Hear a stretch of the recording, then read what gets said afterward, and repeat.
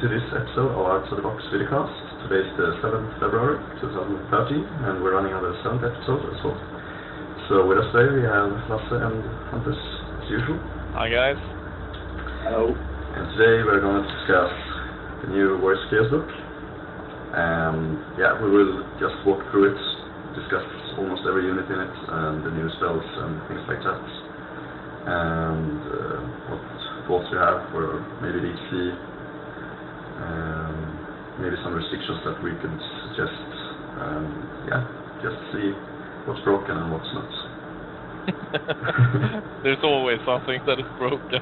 Yeah, we have some ideas maybe. Yeah. Some brain parts that Games Workshop probably did when they printed the book, but yeah. So shall we just start with the marks maybe? Or do you have anything else that you want to say? No, I think we can do as we always do. We start with we could start with the rules and then just walk through the lords and heroes and Yeah, sounds good. So the army special rules have changed a bit. They lost Yeah. their reroll panic test over the whole army. That's kind of a big deal in my opinion. Yeah. I mean, one good thing, for example, with the Warhounds were that you could run them at flank and they still could like have at least leadership 5 reroll.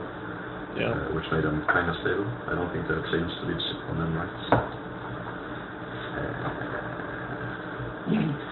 I can have a look. I'm checking. I can recall several times where you failed the panic Knowledge. and you've been like, God damn, crap. And then like, oh wait, I have the Will of Chaos. Yeah, exactly. Yeah. So I mean, I'm sure it will be missed. Yeah. But I don't think it will be missed for like the main units because they will always stay close to each other and have the BSB. Yeah. But then again, this Warriors of Chaos, I suspect, have several smaller type of single armies that I mean would benefit from the Will of Chaos special rule. For example, the chariot scope, which I suspect will be popular. If you bang one chariot out, it would be nice if you don't have to kill with any generals bubble. Yeah. And use the Will of Chaos instead. So true, so true. They still have the Eye of the Gods table, which is kind of similar. But now instead of just getting stupid and getting stubborn with Total Sports Day, they have changed those kind of much. You can like become a demon and a spawn. So now, like you don't need the war shrines nowadays to like get the best results. It's more for avoiding the worst results, in my opinion. But yeah, we will get more into that when we talk about the war shrine, I guess. Yeah. But every champion has the Eye of the Gods rule as well. Yeah. And they have to issue challenges to champions as well nowadays. Much more simplified rules. Yeah, and they also have demonic attacks on all the demons. And they also include stomp attacks here, which is kind of strange because stomp never has special rules. Yeah. But well, that's how it is. And then marks. Yeah. Marco Korn keeps it frenzy, which is kind of sad in my opinion. Yeah, there were a lot of rumors for hatred. Yeah, and that would really be needed. Now Marco Korn, in my opinion, is the worst mark.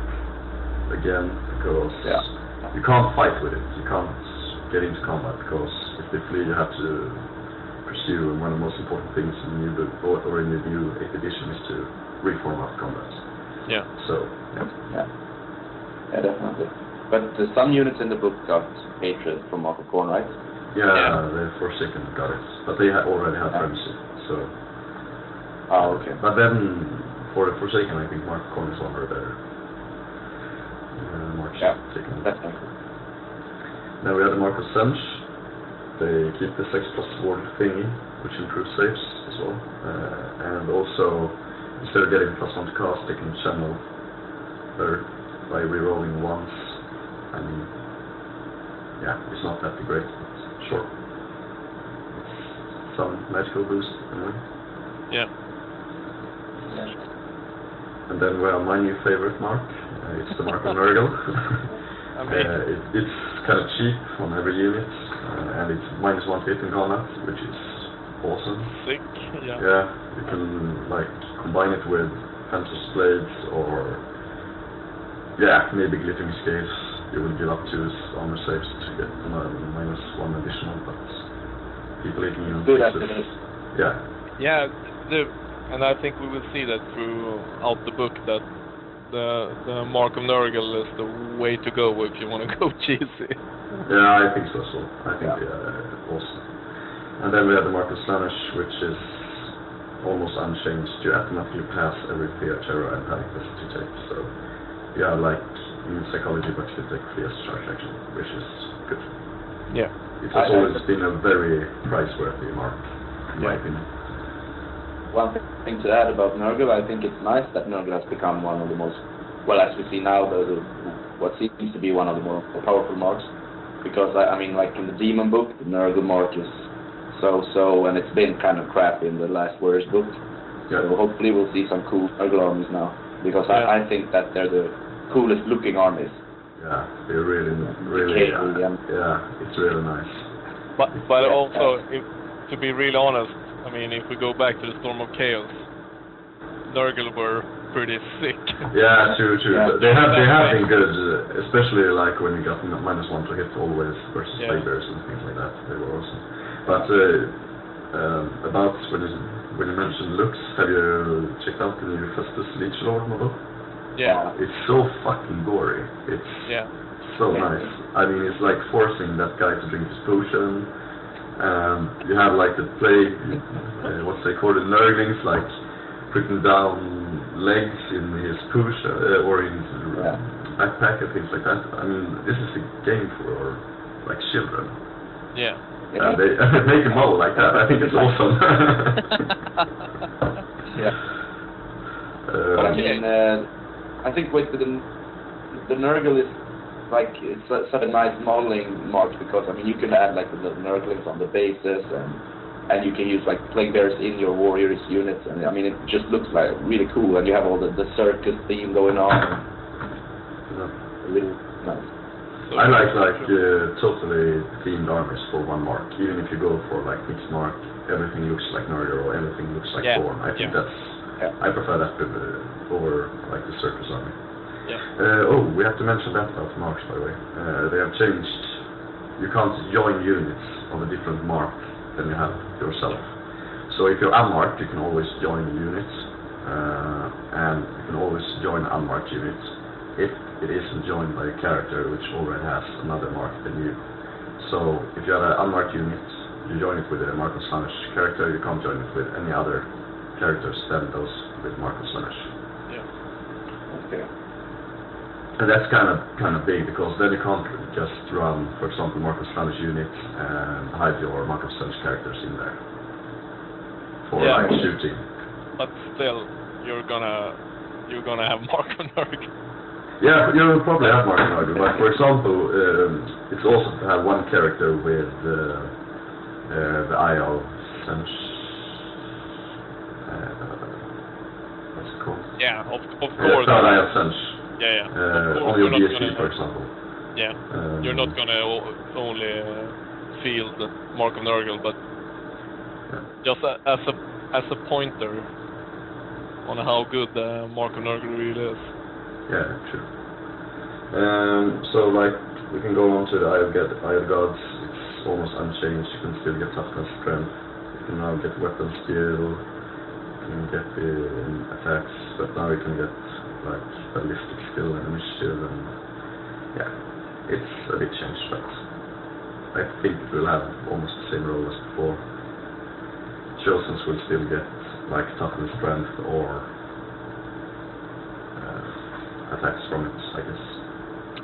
I have to say two things with this. The first thing is that just to mention that the Chaos armor is unchanged, it's still there in the book. Yeah. And the second thing is that the Eye of the Gods table in this book is infinitely worse than the last one. Because when just looking at it, I mean, for the first thing, it's a whole page and it's kind of messy. It's not that straightforward when you have the Insanity, Spawn Doom, Divine Greatness, Demonhood. No, but it's 2 and the 12 that just messes up. Otherwise, Yeah. it was really clean, really easy. It's no like strange lore for everything. But Because when I read this the first time, I couldn't really understand what if you rolled a 2 or a 12, what they did. no, it takes some time to understand what it actually does. And we can actually describe it. If you roll a 2, you have to take a leadership test. If you pass it, you get stupidity. And if you already have stupidity, you also get -1 leadership instead. But if you fail it, you become spawn. And the spawn spawns 6 inches from where this champion is. Yeah. And you can place it and and then you get a casualty as well. And if you roll 12, then if you pass the test, you get the demon hood, right? You can also not reroll these tests, and you have to take it on your own usually. Yeah. Right. So if you pass it,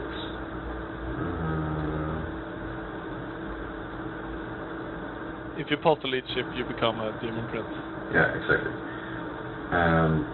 It's great to become a demon prince in one way, because you will keep all your equipment, so you can get a really fucking hard demon prince by doing this.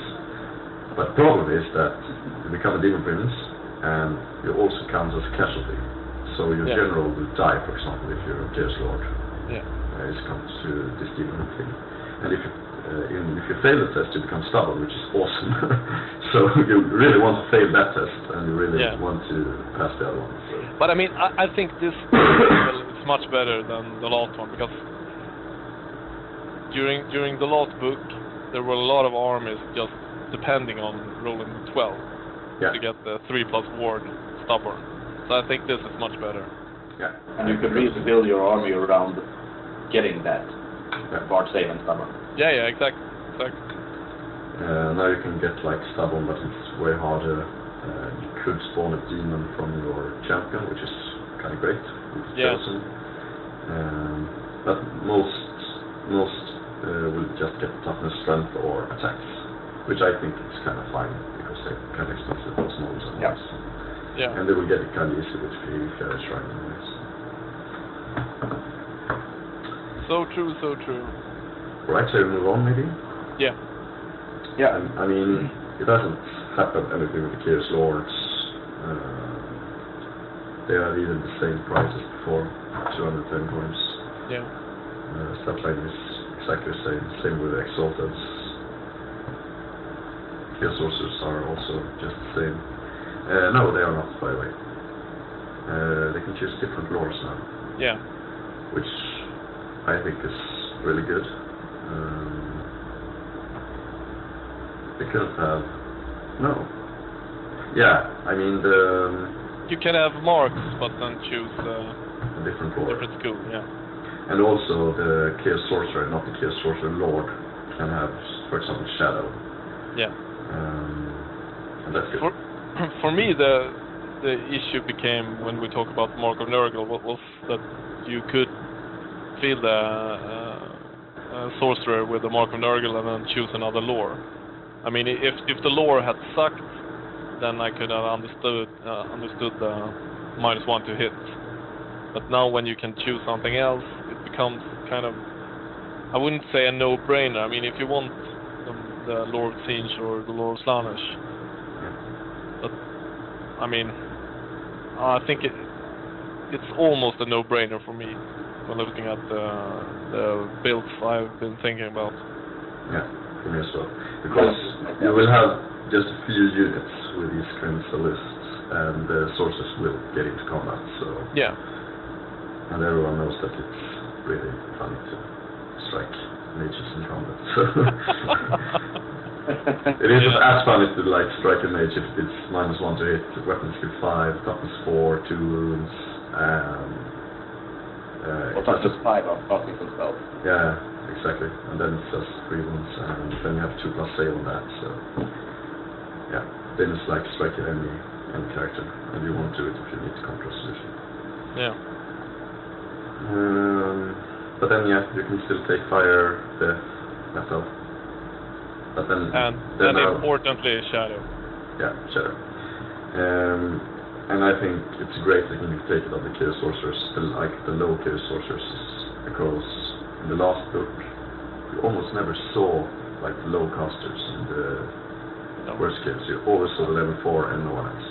Yeah. Sometimes you saw a single level 1 or level 2 Nurgle, or 2 of them. Yeah, just for sniping. Yeah. But now yeah. Other than that, there were no level 1s or level 2s. Yeah, maybe just move on again. Yeah. We can't really say much more about it. Getting on to the dragons. Yeah. So perhaps we could discuss the lores. Yeah, we can move to the lores right away. I mean, just while we're under the subject of mages. Yeah. So you can choose which lore do you want to begin with. I want to begin with Sench, and then Slanesh, and then we'll save the best for last. Yeah, sure. So we start with the lore of Sench then. Yeah, maybe the attribute first, just to explain. Yeah, it is boon of magic. When you cast a spell, you will get 1 extra power die for each 6s. For each 6 you roll to cast. So, for example, if you roll 6, 2, 3, you'll get 1 power die for like the next spell to cast. I mean, it's somewhat good. It's really good if you're kind of like 2 dicing or 3 dicing, but as we've discussed before, that I mean, if you roll 2 6s, then you're gonna lose a lot of dices anyway. Yeah. But I mean, this will compensate for a lot. Yeah, of dice course. as well. Yeah, so of course. It's not bad, but it's very easy for people to think, okay, I roll 6 dice and get 3 6s, and it's awesome. No, sure. I mean, one of the main problems with this is that I think about HC always, and then if you have channel, you won't get these extra dice, and then the attribute won't do anything. So, but for you guys that listen to this and don't care about HC restrictions, I think it's a better attribute. Yeah. But maybe, I mean, it will be ruled as the Night Goblin mushrooms, who knows? Yeah, true. Lord Death haven't, but then Lord Death is fucking insane anyway, so it doesn't matter. Then we have like a second lore attribute, I think, the Warp Flame special rule. Yeah.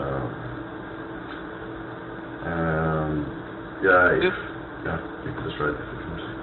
No, it's okay. I just was thinking about, is it all spells or is it all but one? I think it's all but one. Which isn't? The treason. I think that's the only one. Yeah. Everybody else has it. So this Warp Flame special rule, I think it is the same as in the White Dwarf. You will take a toughness test. If you fail it, you take D3 wounds with an arm save. If you pass it, you get 6+ region. Yeah. So, or 1 improved region if you already have region. So you will never ever want to cast these kind of spells on monsters that already have like a 4+ region, because that will be unkillable after a while.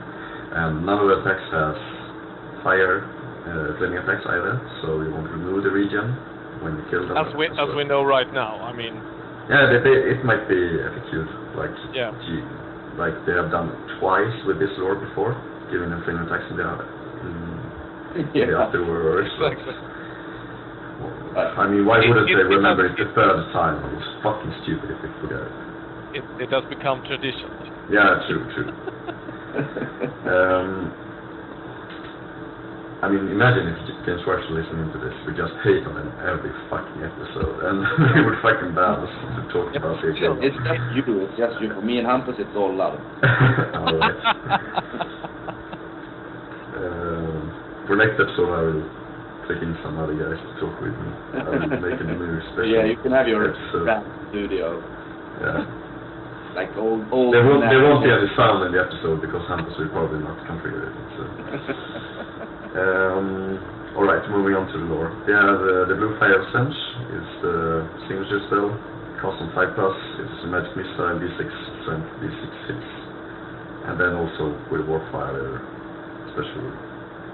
Yeah. So, I mean, this is fucking strange. For me, if this is not flaming, it sucks. Yeah, definitely. It really, this spell is... You can only cast it on people that already have ward save. Because they won't benefit from the reach. No. Otherwise it's, stupid. Or units that are dead. Yeah, like the casualty pile. Yeah. There you can throw it. Big target. You have to get I mean, to be honest, if this was flaming, I think it would be a really nice spell for the game. I mean, D6 hits, D6 strength, but you can throw it 48 inches. Yeah. And I think that, I mean, it's not the game-breaking spell, but it gives you nice options to remove smaller units and units that are trying to flank you or just stands in the way. Give regeneration to units that are trying to flank. I mean, for diverters, it doesn't matter if they get regen. Almost. No. So then it's then fine, also, I mean, a lot of diverters, or like harpies, we have to remember that if you throw this and they don't pass their toughness test, I mean, they take D3 more wounds. Yeah, true. I'm actually considering using this warplay to my advantage and building a flying Pterodon champion with the Seeds of Rebirth. So we have the 6+ regeneration, and he's just gonna laugh at all the Sense magic that's being casted. He's like, just going to be more powerful than ever. you can't take him out. Okay. Then we have Treason of Sense. Oh wait, just one more thing. You also the Lore of Life just became better because you have the regeneration signature spell. It just got really good. Then he will just go up against Demon Prince and just kill him. Yeah. How long does the 6+ regen hold? Is it to the next magic phase? No, or rest of the game. Rest of the game. So that means you could you cast it on a unit of Saurus, and then you join the Saurus with a Slum Mage. You cast the regen. I can't remember what it's called, and you get a 4+ regen. Okay. Maybe you have to do it the other way around. I'm not sure. You get the 6+ regen. Animals already have regen. Get +1. So I think you need to do it the other way around. Yeah. Okay, so Treason of Siege. Yeah, it's Hexspell, range 4. You have Very to important. you have to use the lowest leadership. That's why they banned the DC. Yeah, but I mean, still. Okay, we can just go through the spell first. Yeah, you have to use the lowest leadership value in the unit. It lasts until you're in the next magic phase, and you can't use Inspiring Presence or Holy Ground. So you can't use DSD or the other. No. And for example, if you cast it on a cavalry unit, you will use the mount leadership. If they have one, yeah. Yeah, they always have they have leadership. For example, here they have leadership 5 on the Chaos Steeds.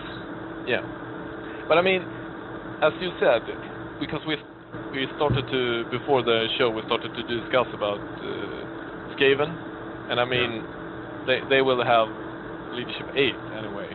No, they will have leadership 5 on the slaves. Yeah, on the slaves, but on normal clan rats, they will have 8 sure. anyway. Yeah, I guess so. But I it's think good on units like but you can't reroll with Death Stars, like Savage Orc units.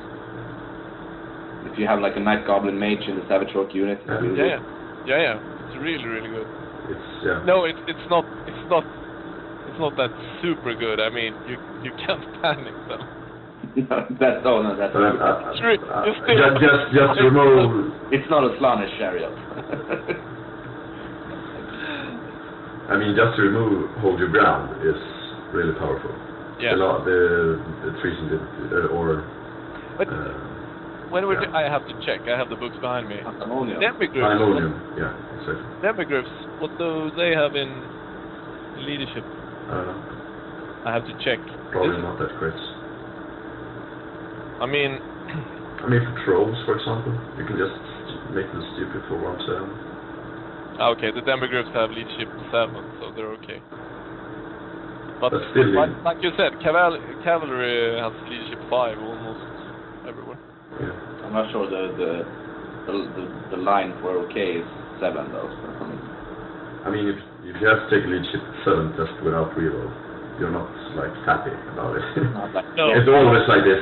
I have to roll this dice. We won't get on with the game before I have rolled this dice. I really, really don't want to roll these 2 dice. But I mean, it's still like miles away from you're having a knight unit with like 14 knights, and you have to take leadership 5. No, sure. That's true. And if Rorsench isn't that good of a lore, maybe we won't have to bother about treason or Sench. I mean, if everybody's going to play Nurgle. No, that's true. We'll see. Pink Fire Sench. Oh, wait, we should. I'm not sure if you mentioned it, but you could boost it to 48 inches, and that makes it really powerful. Yeah, overall, it's kind of long-range lore. Yeah. It was a really short-range lore before, but now it's every spell almost reaches 24 inches, which is great. Yeah. The next is Pink Fire Sench. Use the flame template with flame. Then you move it like a wolf flamethrower, 1 artillery die. If you roll misfire, it's like you have rolled 0, so you just place it where it was. And then all models touched take D6 hits from the Warfire special. Yeah.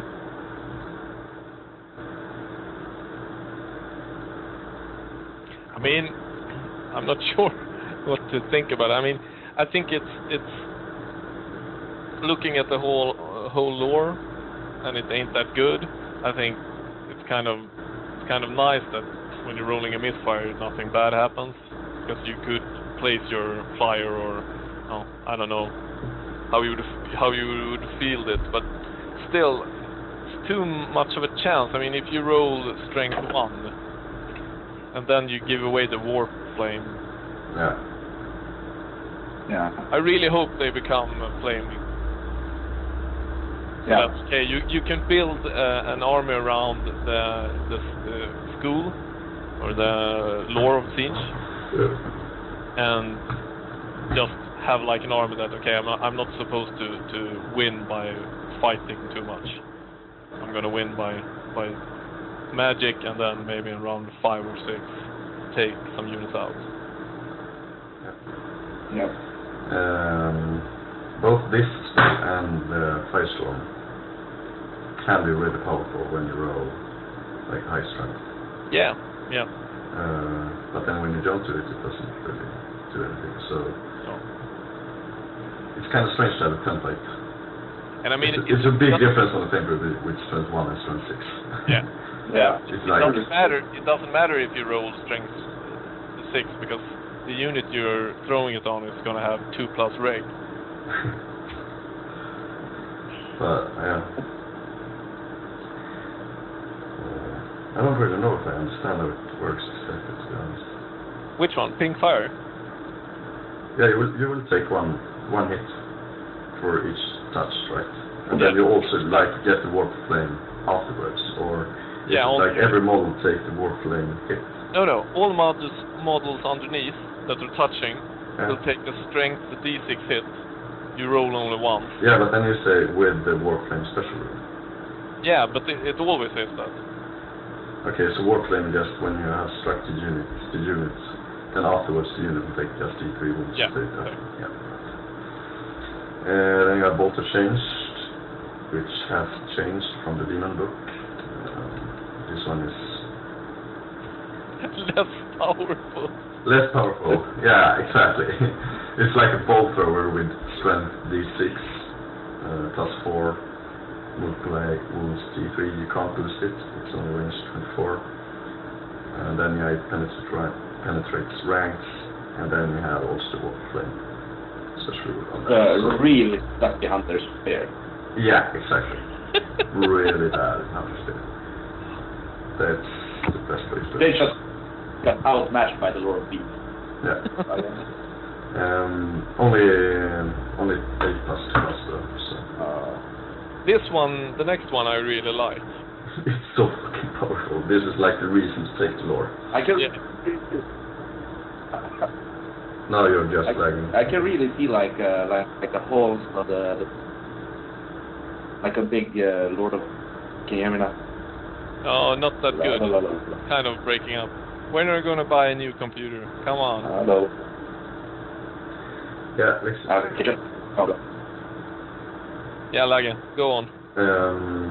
Alright, the next spell that at least I think is the reason to take more things is the Gleam Magic. It's a direct damage spell, so you can't cast it into combat, and it's range 18, and you can't boost it, right? No, you can't boost it. No. So it's always range 18. I mean, that's maybe a reason not to take it then. I thought it was before, but yeah, anyway. Still. You choose one mage, you cast it on that mage, then you have a roll off where you add your wizard level, and if he doesn't roll higher than you, so you roll 1d6 each, add the wizard level. If he doesn't outnumber you, you will steal one spell from him. So he will lose one spell and level randomly.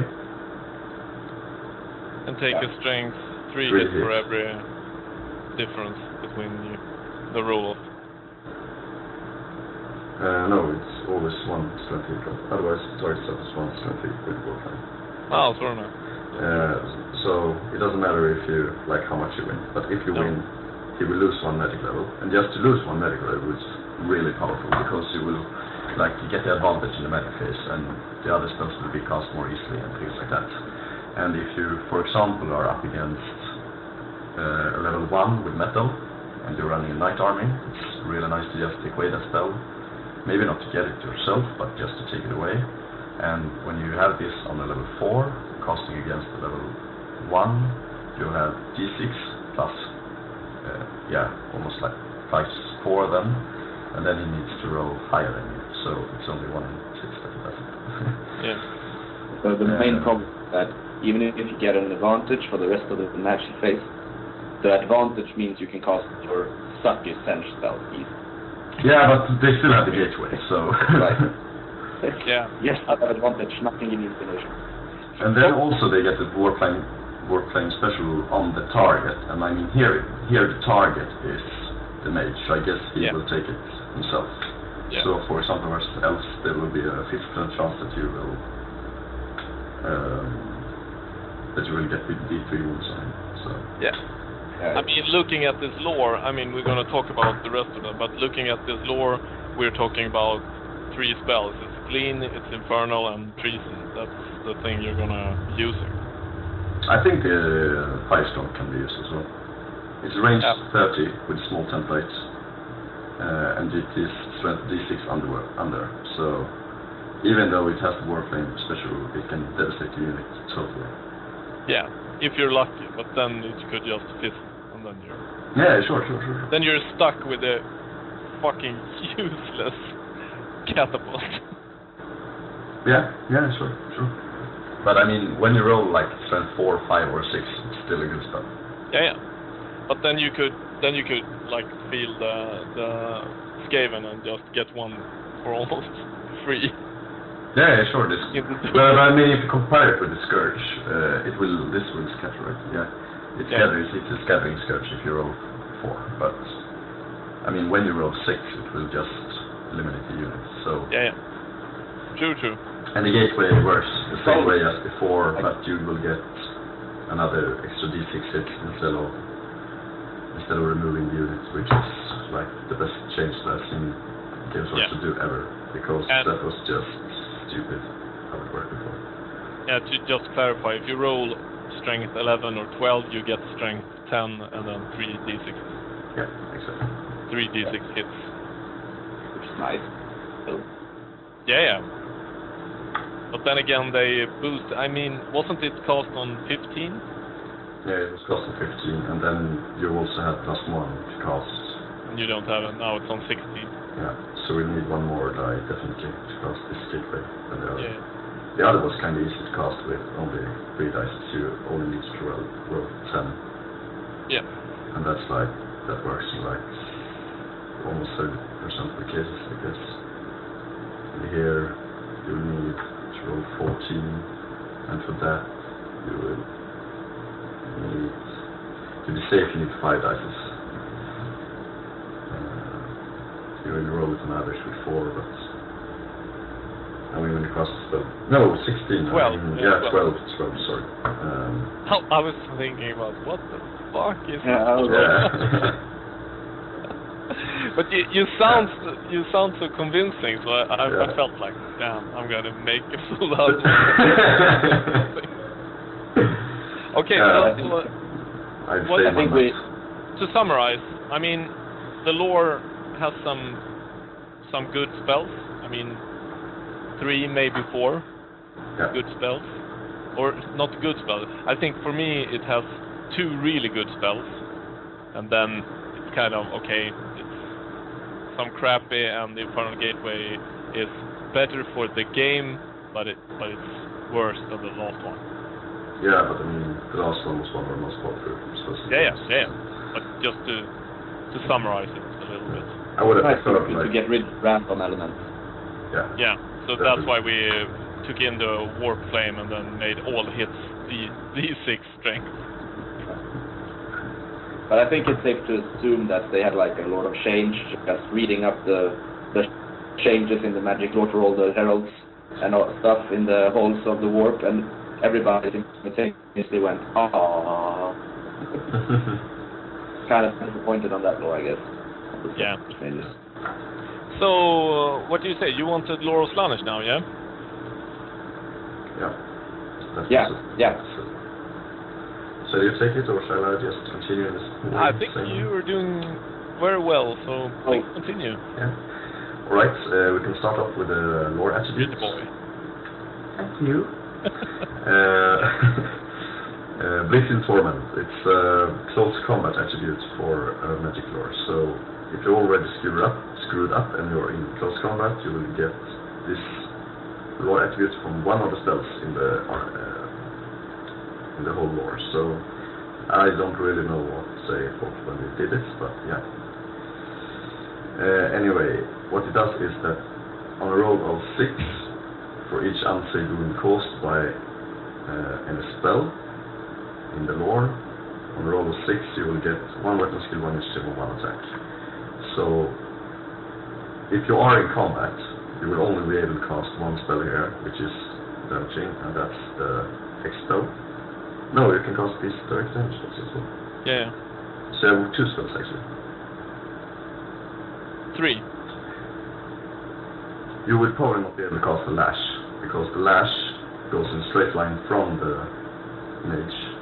Yeah? Through the unit you're gonna kill. Yeah, but if you're in close combat, you can't cast spells on the other one in close combat with you. Yeah, so you won't be able to target that unit. So you can target, like if you draw like But aren't you allowed to do direct damage to units in combat? No. Okay, not. And I also think that Black is underestimating the FAQ team. They will change this. I can maybe. Yeah, I can see it in front of me as well, that you are allowed to cast these spells in combat. Because otherwise it will be... Yeah. You can cast it on other units, but then you're not allowed to touch the unit that you're facing, so you won't really be in a fighting position. Maybe if you stand corner to corner, of course. But or if you were charged in the rear or the side. Yeah, sure, or like if you're charged after you have cast a spell, that's of course a possibility that you like have 10 attacks and then they charge you, but yeah, what's I like good on that? thought of something. This lore attribute would have been really nice with a siege spell.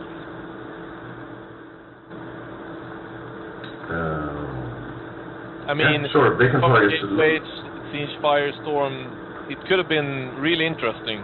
I mean, you could charge with a Demon Prince or with a mage. He has 3 attacks, and you're, I'm gonna kill him. But then he gets Infernal Gateway in, and suddenly has like 14 attacks. Yeah, sure. And all these spells do like minor damage, except Haka, Phonic, sure. Choir. Choir, whatever. Phonic I don't even know what it means. Anyway, you can go to Lash of Spanish. That's the signature spell. It's a direct damage spell. It goes straight line for 4 inches, like Burning Head, like one of the most useless spells in the game. But this is a bit more useless. It's strength 3 armor piercing instead of strength 4. Actually, and it doesn't do any panic.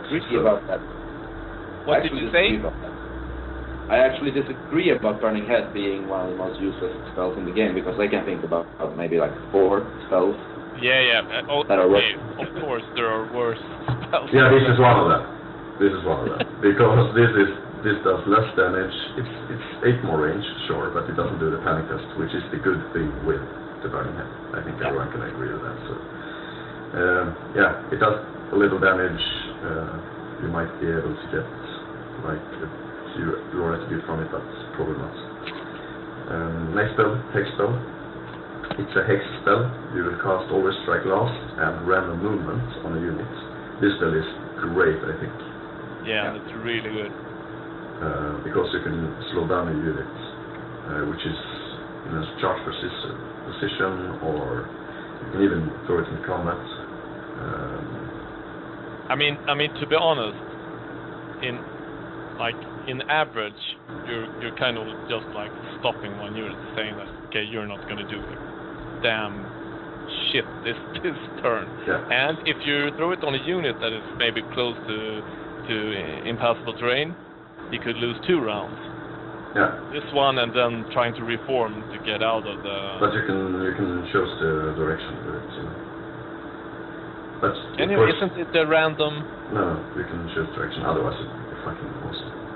But for example, if you cast it on a War Machine, it has to move, so they won't be able to shoot for 1 turn. Okay, it only has the random movement. I thought it was a random movement D6. It's the special rule. Sorry, man, I misread. So they won't be able to do their normal movements. And if you, for example, if you throw it into a combat that you are fully aware of you're going to lose, you will have 2d6 to flee, and he can only pursue 1d6, for example. Throw it on War Machines, they won't be able to shoot because they have to move. It's really nice. And you can pin down units that are like advancing. Yeah. It's a Hex spell, right? Hex spell, so you can throw it into combat. Range 24 and can be boosted to 48, and it's really low casting value as well. So if you have 1 dice left, chuck this away, and you can almost get a scroll from it, I guess. Yeah. Then you have Perino Slanish. You have to excuse my pronunciation.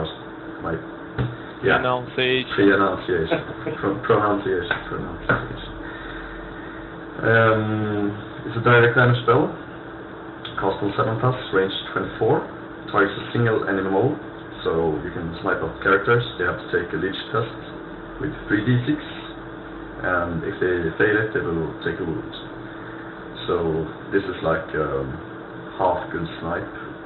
It has some synergies with the rest of the lore, but I don't think this will be very useful, because you can still you're still allowed to use the General's Leadership and Rerolls. So... yeah, but still 3d6, I mean, you're gonna roll 11 in average. Yeah, sure, but... I mean, we're only... If you have... So at least have each 9 or 10. And Yeah, with but with reroll- the leadership 9, you kind of fail it a lot. And I mean, for me, the big thing with this one is that this is a sniper with a range of 48. Yeah. I mean, that's- you could have you could just chuck it at something throughout the game. But I just compare it to the previous Nurgle spell that just pick the wounds straight up. No gibberish, just one wound. Yeah. Then they have the Frenzy spell left, which can also boost units that already have Frenzy to do +2 attacks instead. And it's a good spell. You can cast it as a Hex or an Augment spell, so you can target either side, which means that you can pin down units so they have to take hold, and as you have toughness 4 on most of your units, you won't really matter, you won't care about the damage you take. Then they have the Slicing Shards, almost the same as the Demon version, just worse though, because it's 4 and armor pierce. It's like the same, but they took it down to strength 4 and gave it armor piercing and improved the casting value. Same, but different in a Yeah. bad way. Like you. Yeah. I mean, this is just, it's sad that it should have been strength 5 armor piercing, I think. Because, I mean... But that's not the problem. The problem is the fucking leadership test. I mean... Yeah, you always pass leadership. Yeah, what the fuck are you gonna chuck it against? I mean... Harpies on with flank. rank. Yeah, and Harpies. Yeah. Maybe... That's the only thing that have low leadership. Furious. Furious. But I mean, then you're better off by throwing a fireball on 5+. Yeah, true. This is fucking 10+, so... And you can't boost the range either. Oh. And then you have one really interesting spell, I think. Yeah. Phantasmagoria. Hex spell with range 24. Or target every unit within 24. Then it's 20+, otherwise it's 10+. And they have to use one extra. They get reversed cold blood. Yeah. But that's the same as it was, right? Or is that the same No. as in the book? I will have to... In the Demon book, I think the Demon Lore is really good for Slanesh. The only problem with that is that you have only one caster, and that's the Secret of Secrets, and that's really the problem. Exactly. In the Demon book, you use 3 dice for all your tests on the whole army, I think. Yeah, it might be like that. It's pretty similar. I'm gonna have a look. Since you're gibbering. I think it's... I don't know if it's even reversed Cobalt, or you have to use 3 dice and the whole shit. Yeah, I think so, yeah. We move on to the last spell. It is a Hex spell, so you can't throw it into combat, and this is the way to boost your damage in combat. You get 2d6 hits, and every other of those hits on 4+, with no armor saves allowed. If they take the wound, they get Overstrike last and Random Movement spell. And you can target every unit within 12 inches or so. I just realized, fuck, I just have to play the Demon Lore of Slanesh sometimes. I mean, Phantasmagoria is that, like you said, all enemy units on the battlefield must roll an extra d6 when taking leadership tests of any kind, discarding the lowest result rolled. And the Phantasmagoria lasts until the start of the caster's next magic phase. Do you know what the funny thing is? There won't be a next magic phase because all your units will be dead. No, you cast it on 10+. I mean, you're gonna chuck it every magic phase. But you have, I mean, seriously, you have the piece that is most likely to die from everything.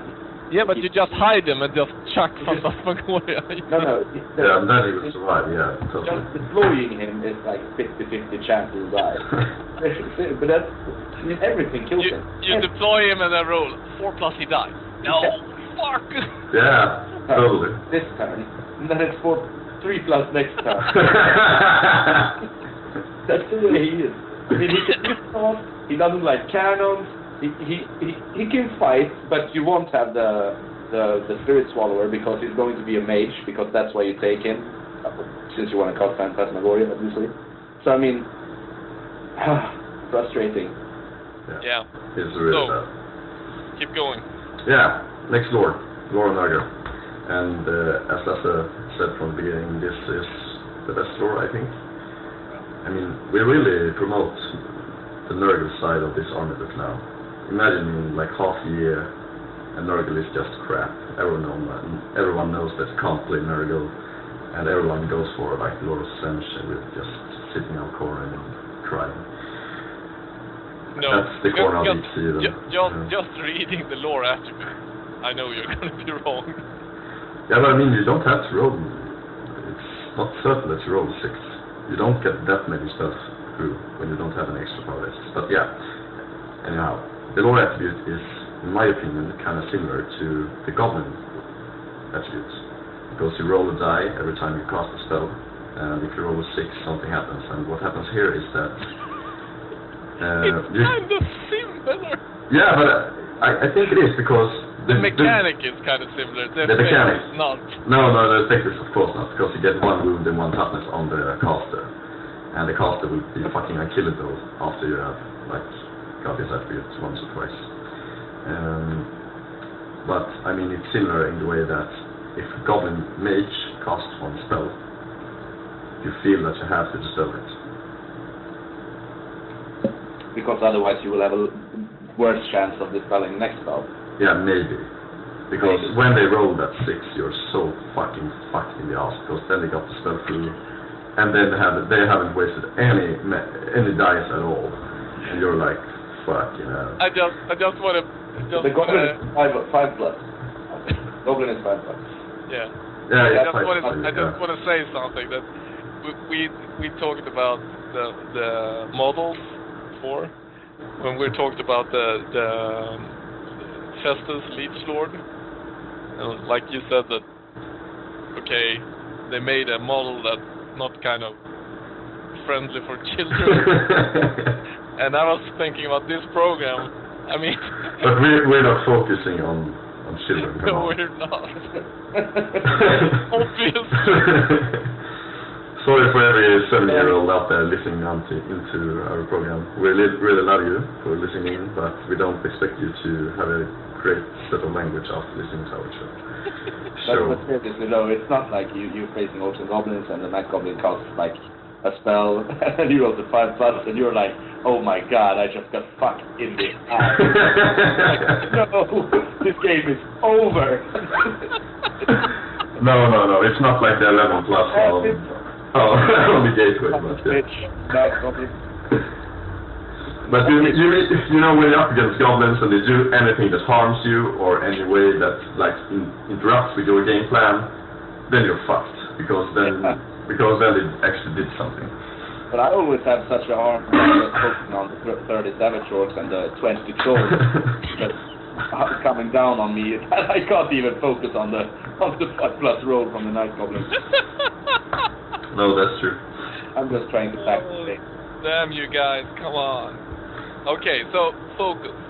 What did you say? The lore attribute. Lore attribute. It's good. It's really good. Because you will probably get it through sometime during the game, and for example, if you run with a Demon Prince or Lord Nurgle, and then you wait for the first time to get it through and then get in combat, then you have a great steam.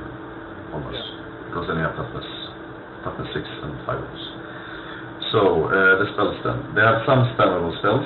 I mean, spammable spells in this lore is good because you need to get a lot of spells through to get lore attribute to work. So, for example, Stream of Corruption is a template weapon, which every model touched, you won't get any like warfire thing from it. You will only touch the base of the model. So, toughness test or take a wound with normal save. It's great against elves. It's still pretty good versus toughness 4 targets, I guess. Because it's normal saves, so it's always good against knights. Even like touching 4 Mournfangs is decent.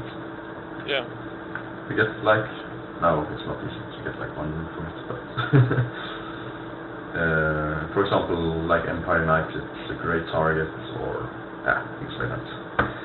And then they have buff spell that I don't really like. Its weapon skill and initiative is lowered by 1. And why don't you like it?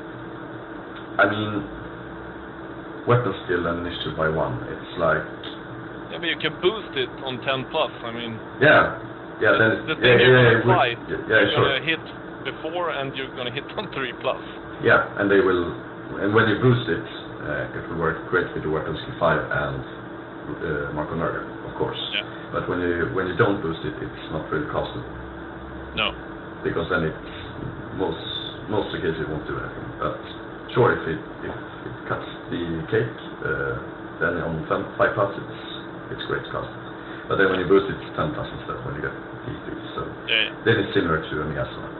But still, the problem for me is that when you're in the position that, like with the Demon Prince, you're always going to be saving 1 dice. Just throw the Miasma of Pestilence and try to get the spell through and get the aura through. 6. Yeah, sure. Then we have Blades of Putrefaction. Whatever. Yeah, that is correct. 8+, it's only range 12, so this is the problem with this one. And then you get poison attacks. And it can also improve the poison attacks on the unit. Oh my god, this spell is so broken. No, not really. But I mean, I can build a list around this. I've looked into some lists where you go for Lord Shadow on a level 2 with extra spell. And then you have your army is like based around additional Hammerful warriors, because those are the most cheap warriors nowadays. So then you have loads of attacks from start, and then you have the Withering from the Lord Shadow. You have Blades of Putrefaction for poison attacks, which also scales great with extra attacks. And you have Curse Leaper, which also is like the Withering. So we have several spells that actually scales good with several attacks. So I think could be used in some armies, but for most armies, especially in this book, we will only see like big fucking units of hard hitting shit or monsters. And then we get to like the best spell in the lore, in my opinion, Curse Leaper. It's like a mix between Withering and Fetch the Stone. You can either cast it as an augment spell and get the 3 toughness, or a hex spell and reduce with the 3 toughness. So just comparing this spell, for example, with Withering. You have the spell, which lasts until next phase, instead of Withering, which is a remains play spell, which can be spelled in the opponent's next 90 phase if it is really important. And this spell is just better than Withering. Yeah. It's the same range as Withering, with a 3 lower casting value than Withering. That's just... But the problem is that they can't use it the same way other armies can with Withering. You don't have 30 shades that can just... No, sure. But what I do like is that they have a spell that can be used both as an augment and as a hex. And I forgot to say, but I think they should have done the same with the Vanish spell, the random movement spell. I think it would be really interesting if that could have been used as an augment as well. Yeah, but then maybe 2d6 or something. Yeah, exactly. But, I mean, you can charge 360 degrees. I mean, for example, someone puts a unit behind one of your units, you just cast that Vanish spell and you random charge it behind you. I mean... But they will have a moving phase between. That's true. So that's not that broken. Because he's a fucking retard. He's a fucking retard. And he is no. I just got fucked in the ass by this ordinary man. Yeah, totally. But yeah, that's a really great spell. And then you can even boost it to 36, and then it's the same casting value as Withering. So, I mean, check this at, for example, Chaos Knights with Mark of Nurgle, and then you have roll average, and you have toughness 6 with Mark of Nurgle. You won't kill many of those knights. Then they have the exact same spell as the Nurgle spell in the Demon Book, Frenzied Visitations. these equations, yeah. Range 18, D6 trends 5 hits with the toughness test, or take another D6 hits until you pass your toughness test. So here's a combo. You don't get it through that often, spell combos, but if you hit Curse of Leaper first and then Rancid Visitation, it will fuck you in the arse. Yeah. To keep it up. Yeah, and then we were there again. Exactly. And then you have a regen spell, 5+, or it can improve already regenerating unit 1. So for example, Chaos Trolls, I think, is kind of viable in the new book. They can get 3+ regen from this spell. Yeah. Lasts 1 turn as well. And then we have Plague Wind, which is a vortex spell, which uses every model hit from the vortex. Takes a toughness test to take enormous wound. And it rolls an artillery die and multiplies with the level of the wizard. And I like these kind of spells, which scales with the wizard level. But it's like not really castable with level 2 and really awesome with a level 4, so it scales kind of different. It scales kind of weird anyway, but yeah. Great spell anyway. Yeah. I think you want to like have a way to get out the scroll before you get into combat with Lore Nurgle, so you can actually use Curse of Leaper and Miasma Pestilence in a good way. And I think Plaguewind might be able to do it. I don't think many people would scroll the Rancid and Visitations before combat. What do you think? Would you ever scroll it? I mean, you might scroll it if you already have like Cursor Leaper on the unit, but not otherwise. And yeah, that's Lores. I think that Lore Nurgle has a couple of game-breaking spells, and I like that. It's nice. Yeah, they're not really game-breaking, but they have several really strong spells. I mean, almost every spell is but I mean, castable. Yeah, exactly. And I mean, the Curse of the Leper, that can really, really hurt you. I mean, since it's usable both as an offensive and as a defensive spell. It means that it's viable in a lot more situations. And I mean, that spell is so good in combination with Rancid Visitation. Well, and the Rancid Visitation is good in itself as well. Yeah. Can you hear me? Yeah, we can hear you, but you're breaking up. And also the Rancid Visitation works good. Now you're breaking up a lot. Are you using your Wi-Fi, or are you using like your 3G? That's it. Are you using 3G or Wi-Fi? Try to use your 3G instead. Because I think it's probably, if you're breaking up with the iPad and also with the computer, it's probably your Wi-Fi that's affected. I mean, the Plaguewind, for example, if you get like with a flank shot from a Demon Prince with it, you just stick away half an elf army. Yeah. So we move on back to like the unit choices. We are still on Lord choices. Yes. So we talk about the mounts later, or shall we just take the mounts? I think we could take the mounts now. I think they're kind of, I mean, they're not that interesting, but still, it's better to just walk through the book. Yeah. The dragon has become a bit cheaper. Otherwise, it's the same. It is strength 4 breath and a strength 2 breath with normal saves. And I just to stop you there is, I think it. I mean, when I read it, I remembered. Yeah, of course it has. But nobody's playing with the dragons anymore, so you kind of forgot about it. That it has 2 breaths. Yeah, and that's good for a dragon to have. Yeah. Then you have demonic mounts.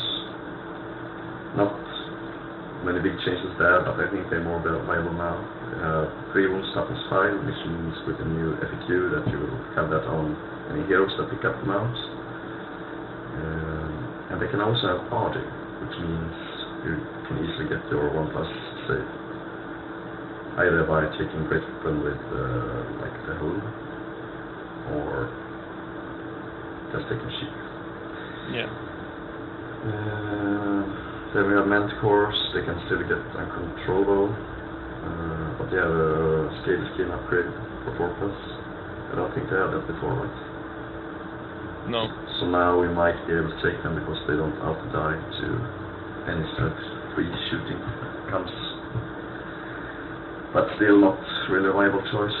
I don't know what's the cost. Just looking at the model, I don't think they are useful.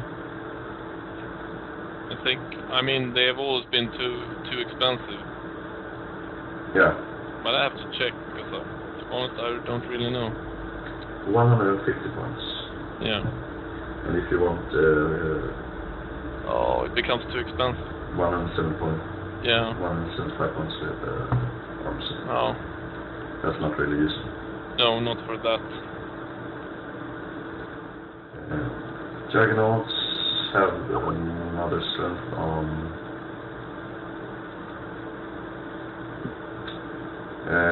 the charge, so they have strength 6 on the charge, still 3 attacks. Now they have 3 wounds with toughness 4 compared to the Chaos War version. So you will get 1 wound from mounting on a Manticore if you're a hero.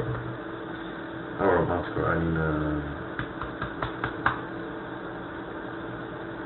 What? I mean mounting on Juggernaut. Yeah. The discs are like the Demon Screamers, which by the fluff I think are the same thing. So Yeah. they have 3 strength 4 attacks now, so I mean they got a lot better. Yeah. And they worked really good before. Yeah.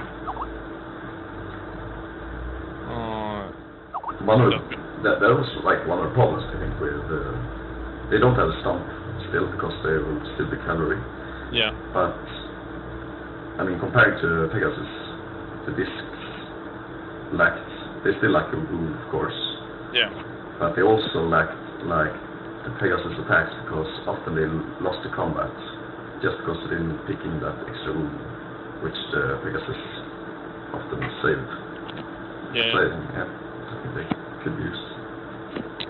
I mean, of course, three attacks is so much better than 1. Strength 3, so... Yeah. Can you hear me? Yeah, we can. Yes. All right. Alright then. Alrighty then. Then we have the Peliquins, you get 2 Probably. wounds from mounting on them. 6 attacks, but you're a monstrous beast. And you only have wound 4, so you'll be walking with the infantry. Can't really see that you can use this now, to be honest. No. I mean, it's really cool, and you can make great paladin models, but... I'm not sure why. I mean, what's the reason? How much does it cost? Like 50 points, yeah. That's just pulled out of Your ass. where we've been before this. 40 points. 40 points, yeah. I'm not sure. I don't really like it. I mean, it's cool to get +2 wounds, but it's not really Yeah, but used. still, I mean, 6 attacks, strength. No, I don't really see the. I mean, if it's someone great when you are in combat, but Yeah. till you get in combat, you'll just eat cannonballs. And But oh. we could say it like this: if someone out there can find a viable build with the Palanquin, please let us know. Maybe 2 Chaos Lords on Palanquins in the front rank. And then just cut the spine. Yeah, something like that maybe. Yeah. One has glittering Okay. scales, the other one has fences blades. And then, yeah, just roll on. Are they releasing a Palanquin model? Do you know that? If they're releasing a new one? Not sure. I can see. It should probably be in the book. Otherwise, you use the demon one, right? Yeah. Yeah. Yeah.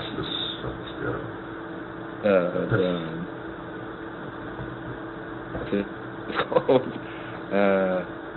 Tally of Nurgle. Yeah, Tallyman of Nurgle. Something that... I need to check it.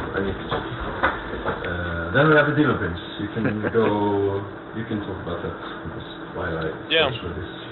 The Demon Prince, I think, has become extremely nice and extremely good, and for this version of the Warrior's Case, we're going to see a lot of them.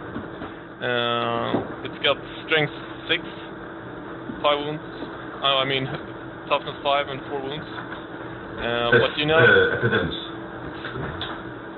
Sorry. Oh, okay. But now you can field him with kind of a crazy setup that makes him very hard to kill. And, I mean... And he strikes so much harder as well. Yeah, exactly. And for me, I mean, he's become extremely useful in the Warrior's Case army, and I think I'm not 100% sure, but I think most armies is going to field one Demon Prince. I mean, the Demon Prince just solves so many problems compared to what problems the list were before, because they were everyone thought that they were great leadership and things like that, but they were crap leadership, and now they have a stable model with leadership 9 and large targets, so they have a range 18 for their Inspiring Presence, or what's special, whatever.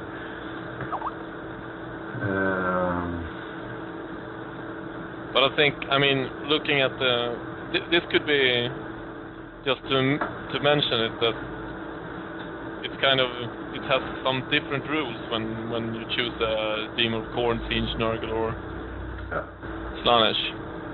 And going from the bottom, maybe, this time, talk about the Slaanesh, you get Hatred, and an Armor Piercing on the Prince. If you choose Nurgle, which is incredibly good, you get Hatred, and -1 to hit. You don't get Hatred, you get Hatred versus sorry, demons. Sorry. But the main thing here is that you still get -1 to hit. And I mean, with the guy with weapon skill 9, you do the math. Yeah. You're not going to hit him very often. And this one scales great with the Yasna as well. Because -1 leadership, weapon skill here. If you don't have weapon skill 5, then you will strike him on 6s. Yeah. If people are wondering why we're kind of stuttering now or talking a bit slow, is because Anders is fucking his computer up and we have to invite him 900 times. And that's why he's so quiet. Okay, so, and if you take a Demon of Siege, you can reroll the ones when channeling, and you get 1 better in word save like before. No, you don't. You reroll. You reroll the word save, so the result of 1, Yeah. So they get the IO. Some special rules. Yeah. And then you have the Khorne, and I'm not sure if this is very useful, but you get +1 in strength when charging. Yeah, that sounds so. Yeah, and that's I mean, kind of good, but maybe against some things, but most often he will still wound everything on 2+. And I mean, the good thing is versus knights, I think. Yeah. And you still... You don't charge him into things with toughness 8 or 7. Why not? It's unbreakable, he doesn't care. Yeah, but most things with toughness 7 or 8 is going to be staying there for a while. And he won't go anywhere. I mean, we have to compare this demon. He's not that cheap. That's the problem. You don't want to end up in a situation where you might just get fought up or... But you're forgetting that you've got Lord Nurgle. Yeah, that's true. He's not toughness 8 or 7. He's toughness 5 or 4. I mean, we have to do a comparison between this Demon Prince and the last book's Demon Prince. Yeah. So, starting off, like, the marks were... Alright, we start with that line, because it has been improved a lot. Do you really want to do this? Yeah, I really want to do this. Because I can't see how Games Workshop think. That's the reason. Okay. Right, So we have the last Demon Prince. The movement stays the same. It gets one weapon skill. It makes the difference between hitting on fives between the most like the average weapon skill 4 in the game. They are hitting on fives instead. He gets 1 strength. Oh, he also gets 5 ballistic skill, but that's in there. 1 strength. That's huge. That's really huge because another change. Because now he's a monster instead of a character. Or monstrous beast, which was before. So now he has Thunderstomp on strength 6 instead of 1 stomp, 5 stomp. Initiative, he also gets 1. Can't see the reason, but he also gets 1 there. And then the huge leadership, 1 more leadership. So now we have a leadership 9 general in the army. Really nice. Really nice. And you could imagine that all these bonuses cost something. But you actually save 65 points on taking a new one. And you also get, as a bonus, you get Unbreakable from Stubble. So that's like, what the fuck? You sound like a TV shop commercial guy. Yeah, I know. And I would totally buy the new Demon Prince instead of the old one. But in fact, you saved 65 points. To be honest, I mean, yeah. If you buy today, just Chariot. No, a half Chariot. To be real honest, I mean, he's so much better than the last book. But the Chariot is only movement 8 now, you know. It's no moment. But you only save 25 points. Yeah, because you have to buy the flying. Yeah. But the Marco Nerd is 30 points in this book, and that lowers weapon skill by 1, I think. So. Yeah. But I mean, they're not even like the same model. This model is going to be so interesting to see during this year.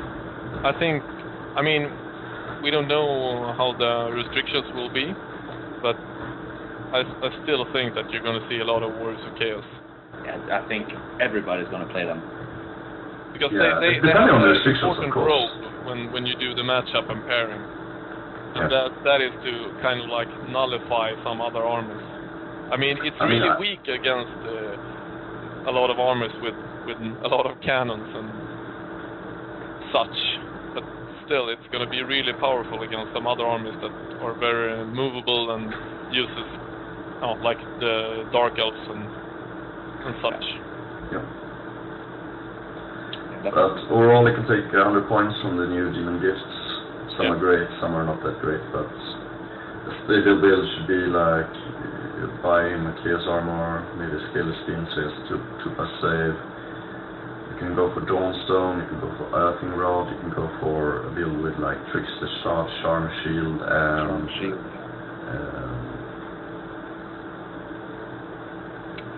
Seeds of Rebirth, if you're going to face Nurgle, Sench. I mean, there are some different builds you can go. Flaming Breath is, of course, awesome. It's just a breath for 30 points. Yeah. It's an awesome model. Yeah.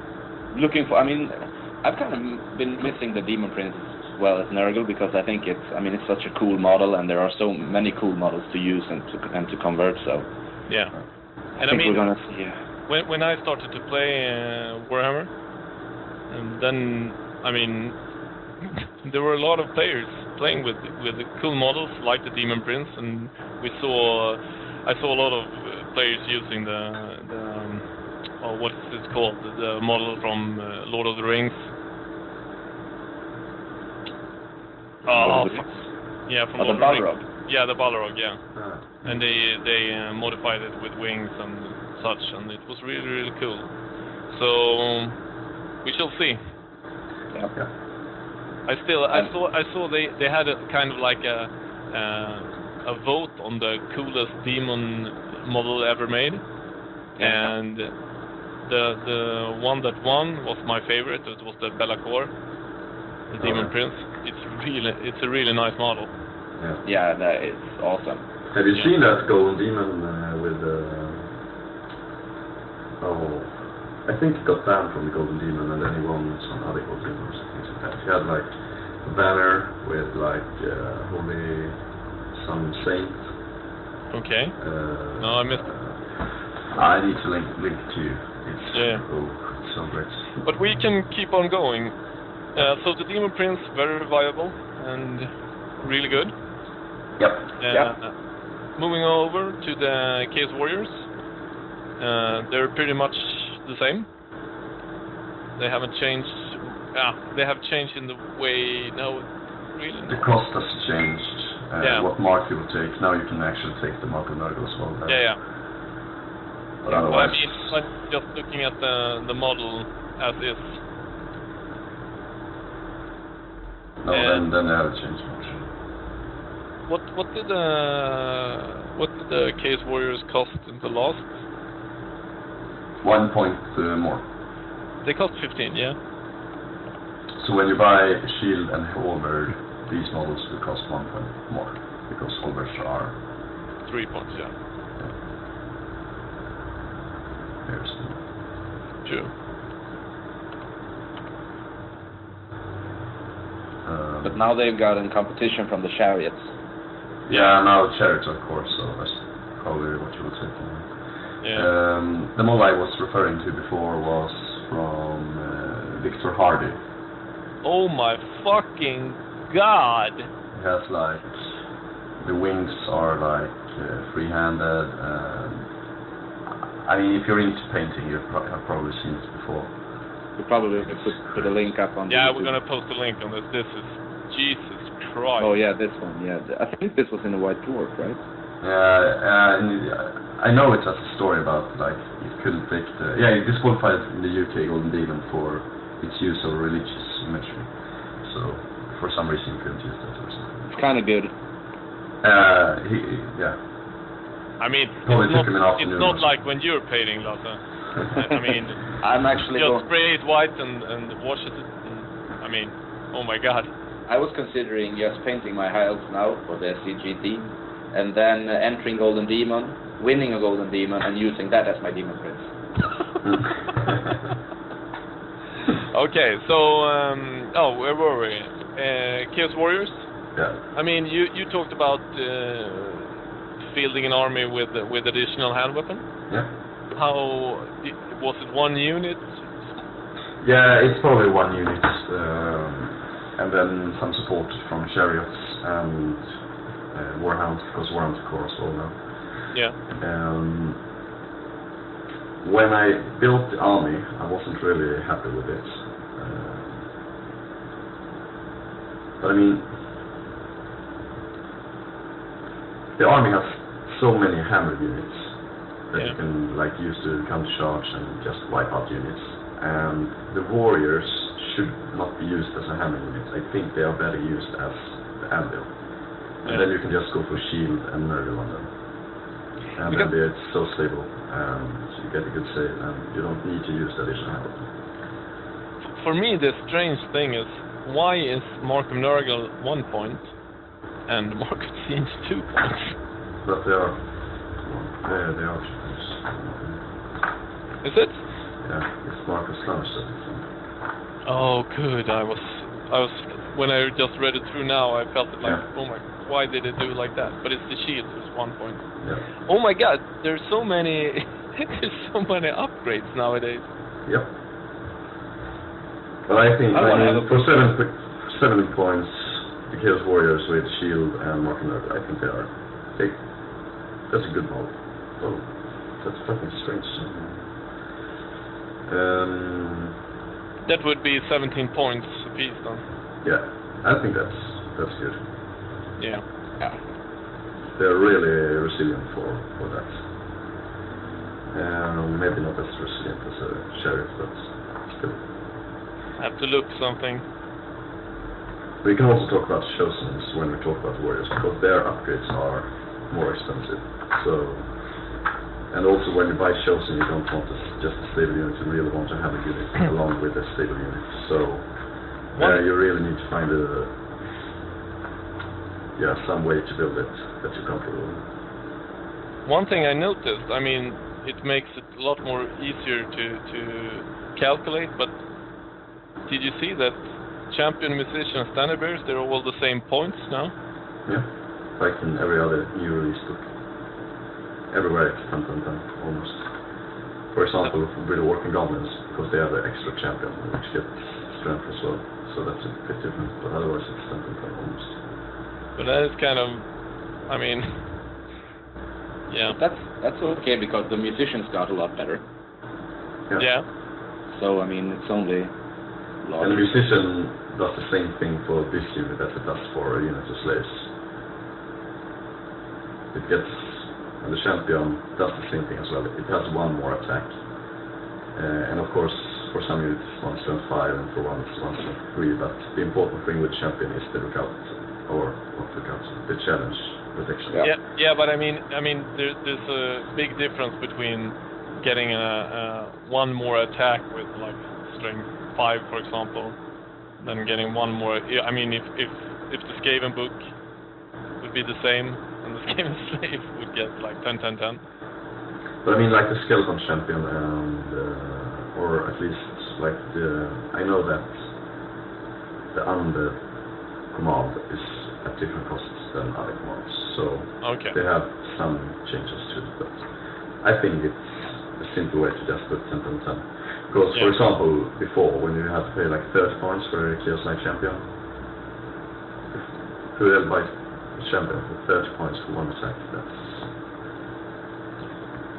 Yeah, and also now they have to challenge, right, and they get to reroll on the gods. Yeah. Okay, so moving on. Yeah, Chosen, they still have one more weapon skill, costs a bit more than the normal. But just, I have to stop this just 1 sec, because looking at I've never thought about that they're always 10. I mean, looking at the skeleton champion, he is 10 points. Or you could just like buy 2 guys instead for 5 points each. And looking at the Chaos Warriors, you won't get you get a half model for the champion there. So I mean, there's a big difference, and that's the issue for me when they're making it easy for them and easy for calculating in the game. But still, if you play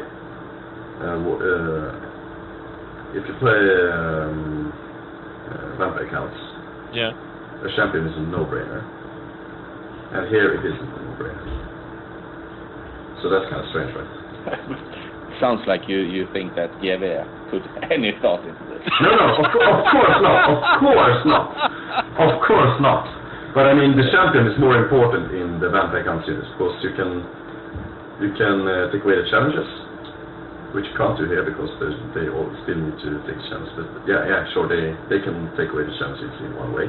But you can raise it over and over again in the vampire counts units.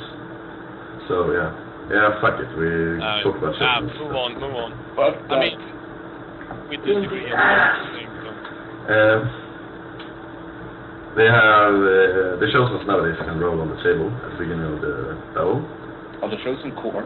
No. Special. He's jumping around. He's happy. Okay. No, I'm following the book. It says Chaos you do that. Warriors, and then you have Chosen. Okay. I'm here. We're reading through the stuff. Right. We go in the logical way. Here it says core. Yeah, but here it says Chaos Warriors. But so talk about the Chosen later. No, we take the Chosen. It's okay. They are Chaos Warriors with more expensive upgrades, and they can roll on the table at the beginning of the game with 3d6 and discard any of them. So they will never be stupid almost, and they can often get what they want, like attack or strength or toughness. And if they deploy close to the war shrine, they can use 4 dice instead and Chosen 2. So. Yeah. That's weird. good. But we take it in your order, because then we don't miss the upgrades, so we can do that from switch. Yeah, I felt so too. We haven't talked about the heroes. We skipped it. We talked about the hero mages, we didn't talk about the Exalted. Exalted are the same. The new thing with Exalted is that if you can mount them on, so they get toughness 5 and 3 wounds. Yeah. Otherwise they are the same. A bit changes in costs. Still the main reason to take an Exalted is to like either go for Disc or fast cav unit Exalted, or to just take it for a Disc. Yeah.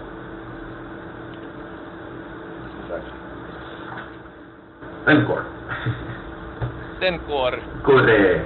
Chaos Marauders. Chaos Marauders first. Shall we take it in your order, or what?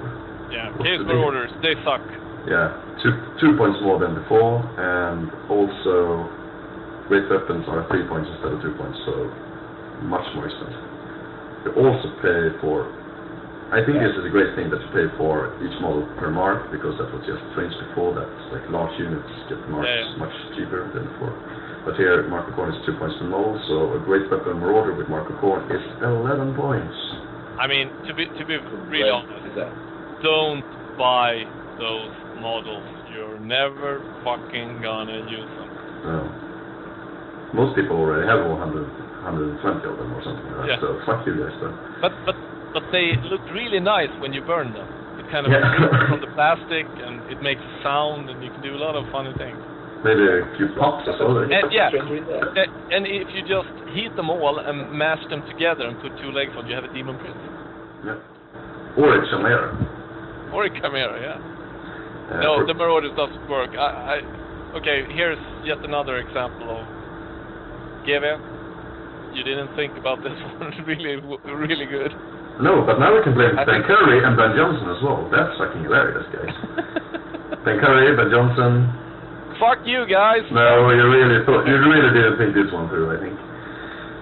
I mean, compare them to like Spearmans or things in the Empire book. Hobeliers. They are 7 points now, right? I think so. And they are on small bases as well. So here, the closest thing you get is a 9-point great weapon guy. I feel like someone at GW or like the last book was released and they were like, oh my god, the Marauders are too powerful. Holy shit, what have we done? And I'm just like, really, the Marauders? The Marauders? Okay. That's what had to go twice. Yeah. Twice to cost. Okay. Okay, getting there. Just want to know what happens to the Hydra if the Marauders got twice. Top price. 550 points. Okay. Forsaken them. 10,000 points for the model. The funny thing is that Forsaken was, for me, one of the most interesting rumors. At least. Yeah, because everyone said they will play it. Yeah, and when I see the cost, I don't think so. No, I mean, compare them to... I mean, this is a kind of fair comparison, I think. You take Warriors, you put on Marco Corn, and you put additional hand weapon. Yeah. Then they are 4 attacks each. That's the best that a Forsaken would have. Yeah. And they are 2 points cheaper. Yeah. They have 1 more initiative, 1 more weapon skill. But they lack the most important thing about the Forsaken. They lack the movement 6. Yeah. But still... Yeah, if you're going for like the Chaos Warriors with additional hand weapon and frenzy, then you might take the Forsaken instead, but otherwise just use the playable units. Come on. Yeah. I mean, these you might be able to run them in like 7s, like fight 7, and then have they are movement 12, so they can move along with like if you go for a really pushy army, they might be able to get there faster. But then they will actually. Yeah, maybe. No. They are frenzy, so they will probably be staring at the totally wrong direction, and they don't have musicians, so they can't switch perform. And frenzy unit without switch perform. Yeah. Corn is awesome on them though, because they get hit. Yeah. And they have some cool new. You roll a d6 at the start of each combat, and they get some buff. Some crap. Yeah. They could You get roll a crap. d6 and then you get disappointed. Yeah. Oh, this one wasn't good either, but which one is good? And none are really great. So. Yes, again. You know what I hate about? I mean, they make a model, and you give him kind of like, okay, this could be playable. I'm not sure, but then, okay, how are we gonna do this so that makes this unplayable? Let's put in a big fucking random crappy roll before the combat. Yeah, which probably costs, for this unit it probably costs like 5 points to get that special route, comparing to the stats with everything. So, I mean, compare it to Witch Elf. One less movement, strength doesn't matter because they're poisonous. Sure, they get 1,000 as a 4+ save, they have large bases. No. I think wasn't the last Forsaken. Am I breaking up or are you breaking up? He's breaking up. And you were breaking up too, Elizabeth. Me? Yeah. You're all breaking up. Yeah, I get a message here. I'm gonna look. Don't dump me, please. Here we have the Forsaken. They were special. That's like... It's back to normal. I think they were special, right? Business as usual. Yeah. Forsaken, yeah, they were special. They were 18 points back then. Yeah. They had heavy armor instead. And they didn't have that special route. So, sure, they're way better than they were before. Still? Yeah, but they did a frenzy. They had frenzy. They have frenzy. Did they? Okay. But it's that roll in the beginning. You charged it. You get +1 attack, and you get all strike loss or something. Yeah, exactly. And you have initiative 4, so they're rather fast, or at least human fast. But then, no, you get open strike lost. Yeah. Or even if you get like poison. Yeah, poison could be the one. Yeah. Poison is the best thing that you can roll. But even if you get it, it's still not that great, in my opinion. For me, to be honest, I would have, if you roll a 1, I would have given them killing blow. And if you roll a 6, I would have given them 1 extra attack. Yeah, so. Then this list, but you can get killing blow from 6, but yeah, but I just would have switched them. Killing blow for me isn't like that. The 6. It's really good. I really need killing blow. I mean, most cases you're gonna be fighting some other horde unit or... Yeah. I mean, it could work as an extra hammer unit. Yeah. Kills Warhounds. Good diverter for 30 points per unit. Yeah. It's not a good diverter, but it's, I mean, you can... It's the only diverter that we have, so... You can make it with it, but I mean... The good thing with the diverter is that it counts towards the core. Okay. Yeah. And for me, to be honest, I think you could feel them with the... I mean, you could take them as a 30-point unit, but I think when they count to core, you could start to think about making them Vanguard. Yeah. Trager talks about that as well, or even fill them like with poison and Vanguard. Yeah. And take 10 of them, and then they can go up against other like flanking stuff. That's like 3 units instead in my world. Yeah, so it's too expensive. Yeah. But still, I think Vanguard, when counting them to core, is really good. I mean, you could take like 3 chariots and then 3 warhounds with the Vanguard just to boost it up, and then maybe 1 Marauder Horseman, then you're done. 4 diverters, 3 chariots, core fixed. Yep. Nasty. Yep. The Chaos Chariot, they dumped it.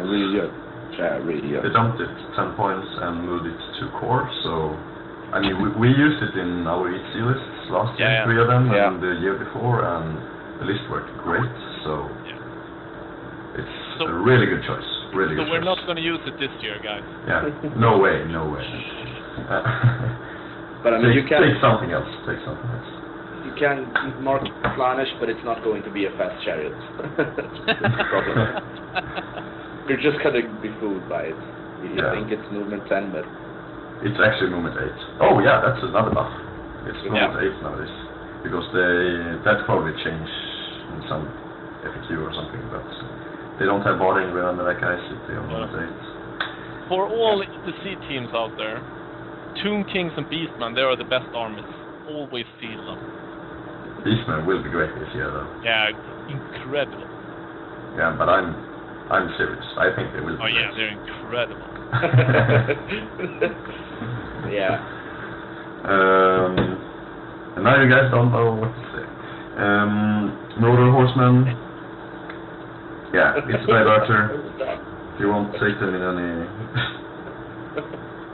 I'm trying to have a show here, guys. You just throw it around. Yeah. Whatever, just keep going. Okay, so the chariots is the same and moving on. Yeah, totally unfeelable. I mean, seriously, the chariots are great. You can, I mean, there is no reason to field warriors if you don't have to. No. I mean, this is the way to nerf lizardmen more. Yeah. You don't cut their I just get so tired. You don't cut their restrictions more. You just let them be, let everyone come with them, and then you have no restrictions on Chaos Chariots, and they will just. It's like half of you are playing Knights and Chariots, and the other half are nerfing them in restrictions. To be really honest, guys. Wait. I just want to say everyone who's restricting it. From us three to Games Workshop, we just want to say, when moving these chariots from special to core, what the fuck were you thinking about? Yeah, I'm actually just gonna feel like next time I play, I'm gonna feel like 100 skinks, and I'm just gonna divert everything and play 10-10 every match, and I'm gonna say, this is what happens when you fuck a stranger in the ass. This fucking happens when you fuck a stranger in the ass. Then it plays poison versus you. Okay, the Marauder Horsemen. I think they are like exactly the same before. Or weren't they 13 points? Yeah, sorry guys, I don't know every single costume. No, 1 point more. It was 1 point less, so it has become... Yeah, so they were 13 points. Yeah. Man, I'm fucking gone. Yeah, you are. What unit are we talking about? Marauder Horsemen. But, fuck it. It's not that important. But Marcus Slaanesh is now cheaper on the small units, so they will actually be exactly the same point cost if you go for Marcus Slaanesh with... Only 5 models. Yeah, but it took... No, the musician is 4 points more. So... Yeah, but... Yeah, okay, if you... Yeah, of course, you're not gonna field it full command. No. I guess not. Oh my god. But to be honest, we shouldn't laugh. I mean, in Switzerland we met a team and he had like 15 Marauder Horsemen and then like 4 Exalted and then Lord. Did you remember? Yeah. He lost that game. Yeah, he lost. But he played against our Skaven, so that wasn't really nice. Wasn't that the one where the Doom Wheel just kept firing at the... Yeah. No, the funny thing was that it took like 3 charges from the Doom Wheel, and then he just realized, I have a model there which is immune to this attack, so just moved it a bit closer, like it was like 2 inches, and now I'm fucking safe. Yeah, exactly. It's like, goddamn Doom Wheel, there's nothing I can do about it. If I only had something that was immune to lightning attacks. Oh, wait. I have. Here, it's a Chagall. I'm gonna move him. Okay, so the Hellstriders. Yeah, I haven't played them. I haven't played versus them. I don't really know how they work. This is a unit, when we talk about that kind of Death Star, this might be a unit where you can actually feel them, because this unit will like get 4+ wall save, stubborn, or what is it? Stubborn 4+ wall save. What? The devastating charge. When this unit kills units, it gets buffs, you know? Yeah, but this unit is gonna die. Yeah, but if you have like a Death Star with all the characters... Yeah. And listen to yourself. Okay, if you have a unit and with all the characters, do you really care about the buffs the unit gets. You get stubborn 4+ sword save, why not? I mean, Yeah, but if it's, you it's better to take these and then more horsemen, in my opinion. yes, it is. Yeah. But And that's the alternative, because these are movement 10 as well. So, Yep. I mean, that might work. I don't But see them as can- a flanking unit. Because wait, can you get characters to get movement 10? Yeah. Marcus Slanish for the Steel Slanish. Demonic Mount. Not Demonic Mount, Steel Slanish. Okay, they can take Steel Slanish as well. Yeah. I didn't see that through. They are, how much? They are, 25. Cheap. No. So, They but still, the Hellstrider, 19 points per model. I mean, it's not like it's toughness 4 or anything. No. If you play them, I guess you play the Hell Scourges always. That's always straight first. I mean, why not make it 1 point more to get all straight first? That must be Yeah. But the thing is that their toughness 3, 5+ save. Yeah. For No. 20 points each. Okay, I'm gonna leave it there. I'm not gonna play with them. They come with Marcus Slanish. Oh my god. They are feared. They can still I don't fleet, like that's them. good. Yeah, then we have Chosen, we already covered them. Yeah. Chaos Knights, the unit will almost cost the same, because the marks are a bit cheaper, but you have to pay for extra weapons. So depending on how large the units take, they will be a bit more expensive. But the command, if you go for the command, Yeah. yeah, and Plus plus one one attack. strength. Right, yeah. Right. Not That's nice. Yeah. but the command is much more cheaper, I think. Yeah. Before it was 50 for full command, now it's 30. And the marks are 2 or 1 points each. So, I mean, Chaos Knights, you can probably go for them, like Death Star. I tried to do one. You get 9 Chaos Knights if you want marks on them. Yeah. And then you meet another Warriors Chaos army. It throws the Siege spell, use your lowest leadership, and then Hell Cannon, and boom, your Death Star is out of there. But if they instead cast some Warriors Sense, I get Region. Yes, exactly. And that is awesome! Yeah, but they are the same. Oh, we're closing in on the end. Yeah, no, it's only like 3 pages of special American. Exactly. Chaos Ogres, you can play them as Iron Guts or Ogres. Yeah. But I don't see them fitting in the army, to be honest. No. Same thing with Dragon Ogres as well. And this is, I mean, to be fucking honest, the Dragon Ogres have had really good models. They're still making new ones, nice ones, but they're not playable. You don't want to feed them. I mean, they're not even close to be a decent unit or even an okay unit. I mean, they're crap for 60 points each. Are they fucking kidding with me? I mean, you can go for additional weapon, then they have 4 attacks each. For 63. 63, that's like a dead right? Yeah, but to be honest, I mean, it's toughness 4, 5+ save. Oh, sorry, 6+. I'm so sorry. No, I'm it's 4+. 4+. 4+ save, I mean. Fuck. Compare them to Demigriff. Just do that, and then you see that you'll know everything. Chaos Trolls, on the other hand. Yes. We like. Just 3 points for additional weapon. Comparing a 35-point model, like the Orc army. Almost every Orc army last year had a big set of units of trolls, and you can definitely go for them here for 38 points instead. Still get that many trolls in on the restrictions, and they will have 4 attacks with strength 5, and they are great versus those. Hey guys, I just want to say something. If you take the troll and you add 22 points, then you get leadership 8, 1 more wound, and 1 more weapon skill. If you add 22 2 points per model. And you also lose your region. Yes. Oh, sorry. I get one more movement.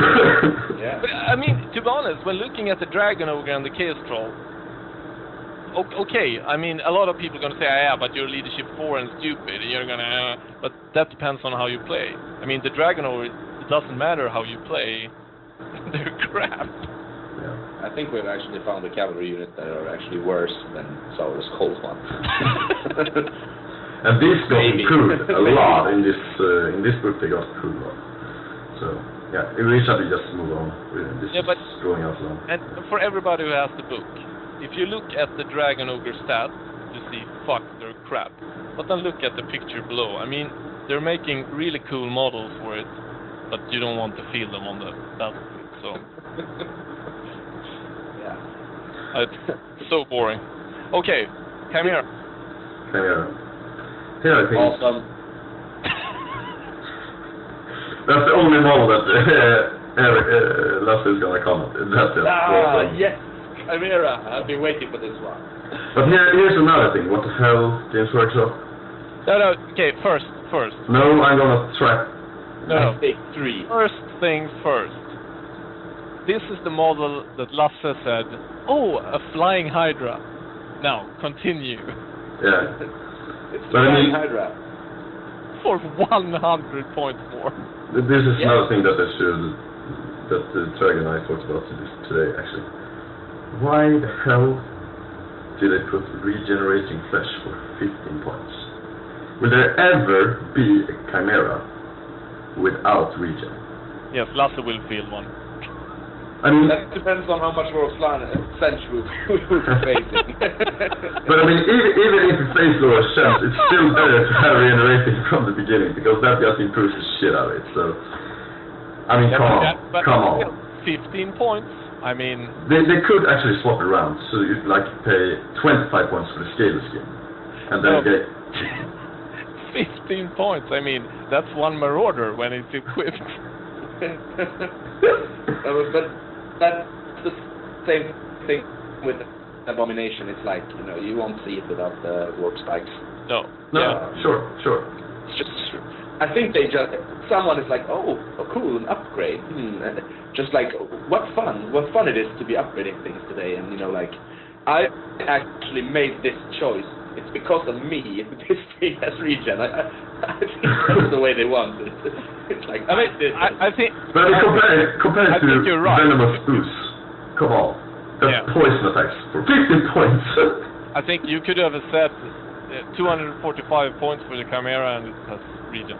I mean... Yeah, sure. Or just put the scale skin if they want the change or whatever. Yeah. But everyone will always pick regen. Yeah. And if you listen to my show and you don't pick regen, then don't listen to my show, please. No. Or my show, our show. But it has... It's your show. I mean, I said our show. Come on, guys.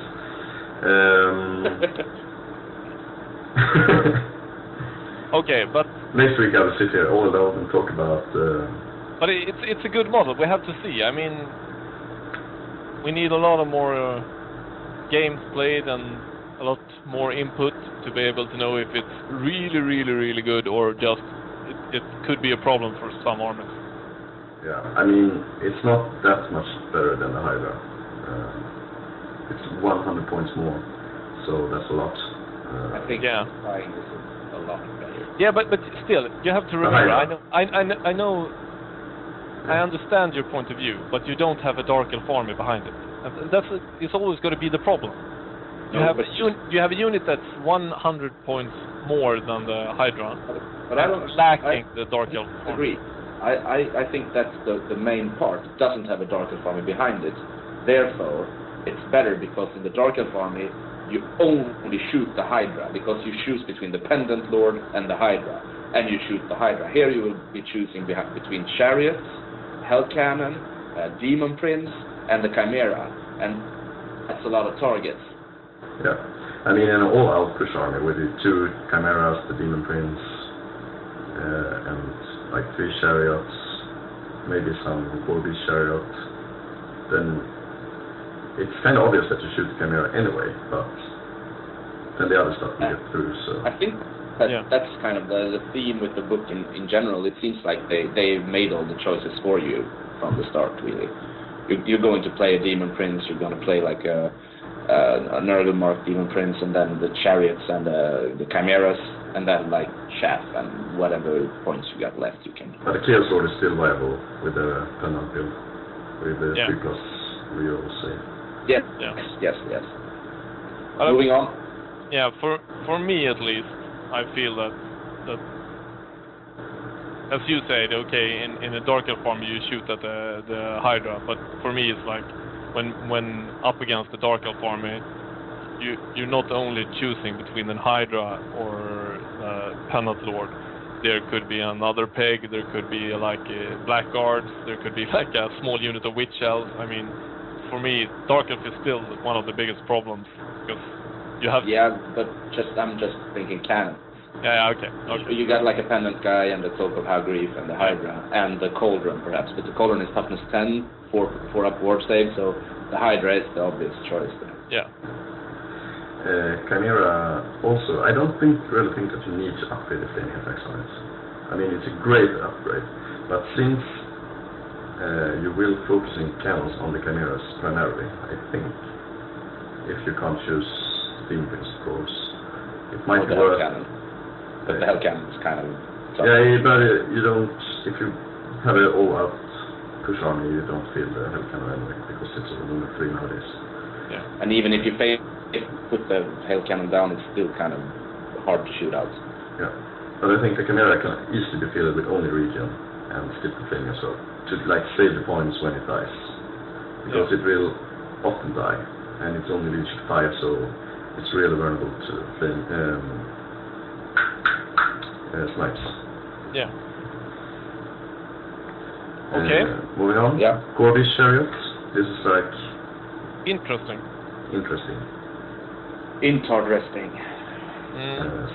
and 5 attacks. Toughness 6 and 5 wounds. They just took the old Chariot, gave it 1 more toughness, 1 more wounds. 1 up save. One better save, right? No, it's 3 No, plus. Same. It's 3+, okay. Yeah, it's not same. 2+. It's 4 before. And they have Killing Dawn, the charge. I don't know. It's good versus. I mean, the impact is Killing Dawn charge, so it's great versus cavalry, but otherwise it's kind of meh.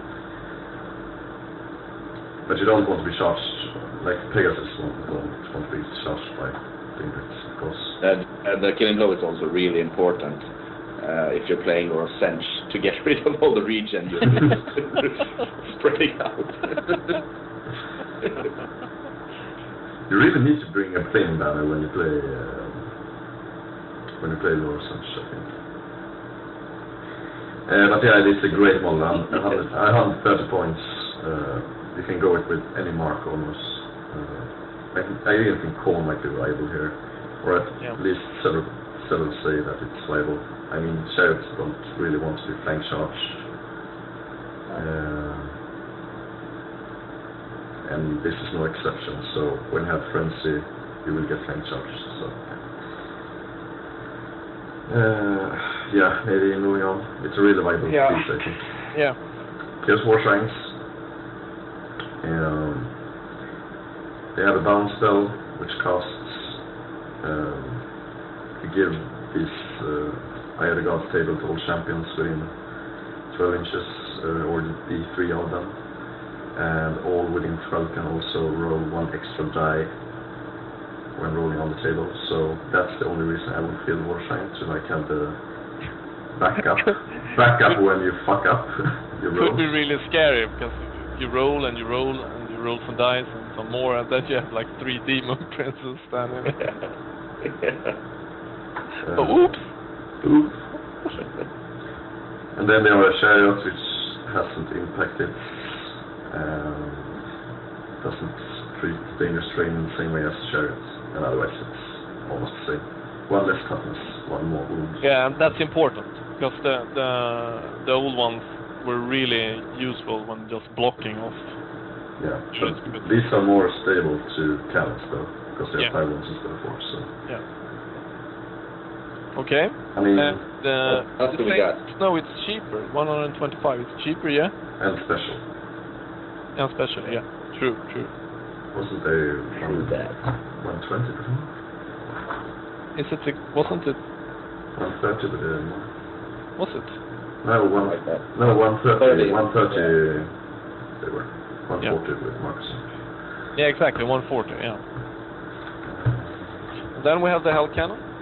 They also have two D6 specs. Actually, they strike a lot faster. The Hell Cannon. War They strike Shrines. halves. No, Yeah. War Shrines have 1 D6. Ah, it was initiative. That's fascinating. Okay, so the bearers are Did it initiative fuck you 2. in the ass? No, just in case. Hell Cannon. It's gone up in price. Oh my god! Also, it's good. I mean, I like this model much more than the previous one, because the previous one was like a monster, Yeah. which also could shoot sometimes. This one is a war machine because it's only number 3. It's still, you still can't kill it in close combat. Stat line is the same. They got a 5+ ward save nowadays, a real ward save, so they have a double ward save whereas they can have wounds. Yeah, exactly. Really nice. And also 5 wounds, so I mean, versus like 2 cannons, like 2 Empire cannons, this war machine could actually win the shootouts. Yeah. It has different misfire tables on. And that kind of makes you wonder if you're facing like 2 chimeras, 1 chimera, and a demon prince or whatever, and you're playing Empire. What do you shoot? Yeah, definitely. If you can, you obviously shoot the demon prince, but if you have like charm shield, then it's not that simple. At the last tournament I played, when we played tag team, it doesn't really matter because they just take the cannon. I'm gonna kill that, roll, dead. I'm gonna kill that, roll, dead. I know you're not talking about me and Lage. No, it's not you guys. Okay, sorry. We're just My interruption. One thing that could be worth mentioning about the Hell Cannon is You said the movement, you're right? yeah, and also the misfire. It saps every mage on the battlefield has been changed. Yeah. So now you take lead shift instead, which For everyone within 24 inches, yeah. yeah, so that's a huge difference. Especially the puppet is removed as well, so you don't kill every single mage on the battlefield when you roll that. At least. No. Okay. a free Hellheart. Yeah, exactly. Moving on. Shall I go? Much better than before. Cheaper. Yeah, much cheaper. Same stat line. It still has the strength 5 stomp, strength 6 stomp, so... Yeah. I think we're gonna see at least some of these being fielded. Yeah, probably. For 215 points, I mean, looking at the fucking Chaos Giants below. Yeah, sure. The Giant is the same as But the before. Giant is comic relief. All Giants are there. Just, you have kind of fun with them. Yeah. I mean, they must have put the digit ring wrong in the points cost for the Chaos Giant. Either it should be a 1 or 1-0 too much or something like that. For the Giant. Yeah, exactly. But I mean, now that Nurgle has toughness 6, so it might be playable with Chaos Giants. I was kind of wondering, because we're going to see a lot of monster armies with the Chaos. I'm expecting that the ETC restrictions won't change that entirely. There will still be chariots and demon princes and whatnot. And at the same time, they are restricting cannons. So I'm taking a guess here, and I'm thinking that Warriors of Chaos will be a really nice army for you to see this year. But Yeah. they're not really restriction cannons. Yeah, they are, because they, like, you can only take Iron Blaster if you don't take Crown. And you can only take the Steam Tank if you don't take still. Crown. Yeah, but the thing is that the thing they are taking away is some no-brainer stability in an army. I mean, you're still. But Empire won't be fielding as many cannons as they do. I think. Yeah, but Empire. If they take Crown, they will have 3 cannons. If they don't take Crown, they still have 3 cannons. So. Yeah, that's a good thing. Yeah. And that's the same as last year. So. Yeah, but still. The dwarves are not very common. They might be with 5. They will be feeling more cannons than last year because then. 3 cannons. Yeah. And you don't want to put an army like this up against that dwarf army. That's going to be a fucking slaughter.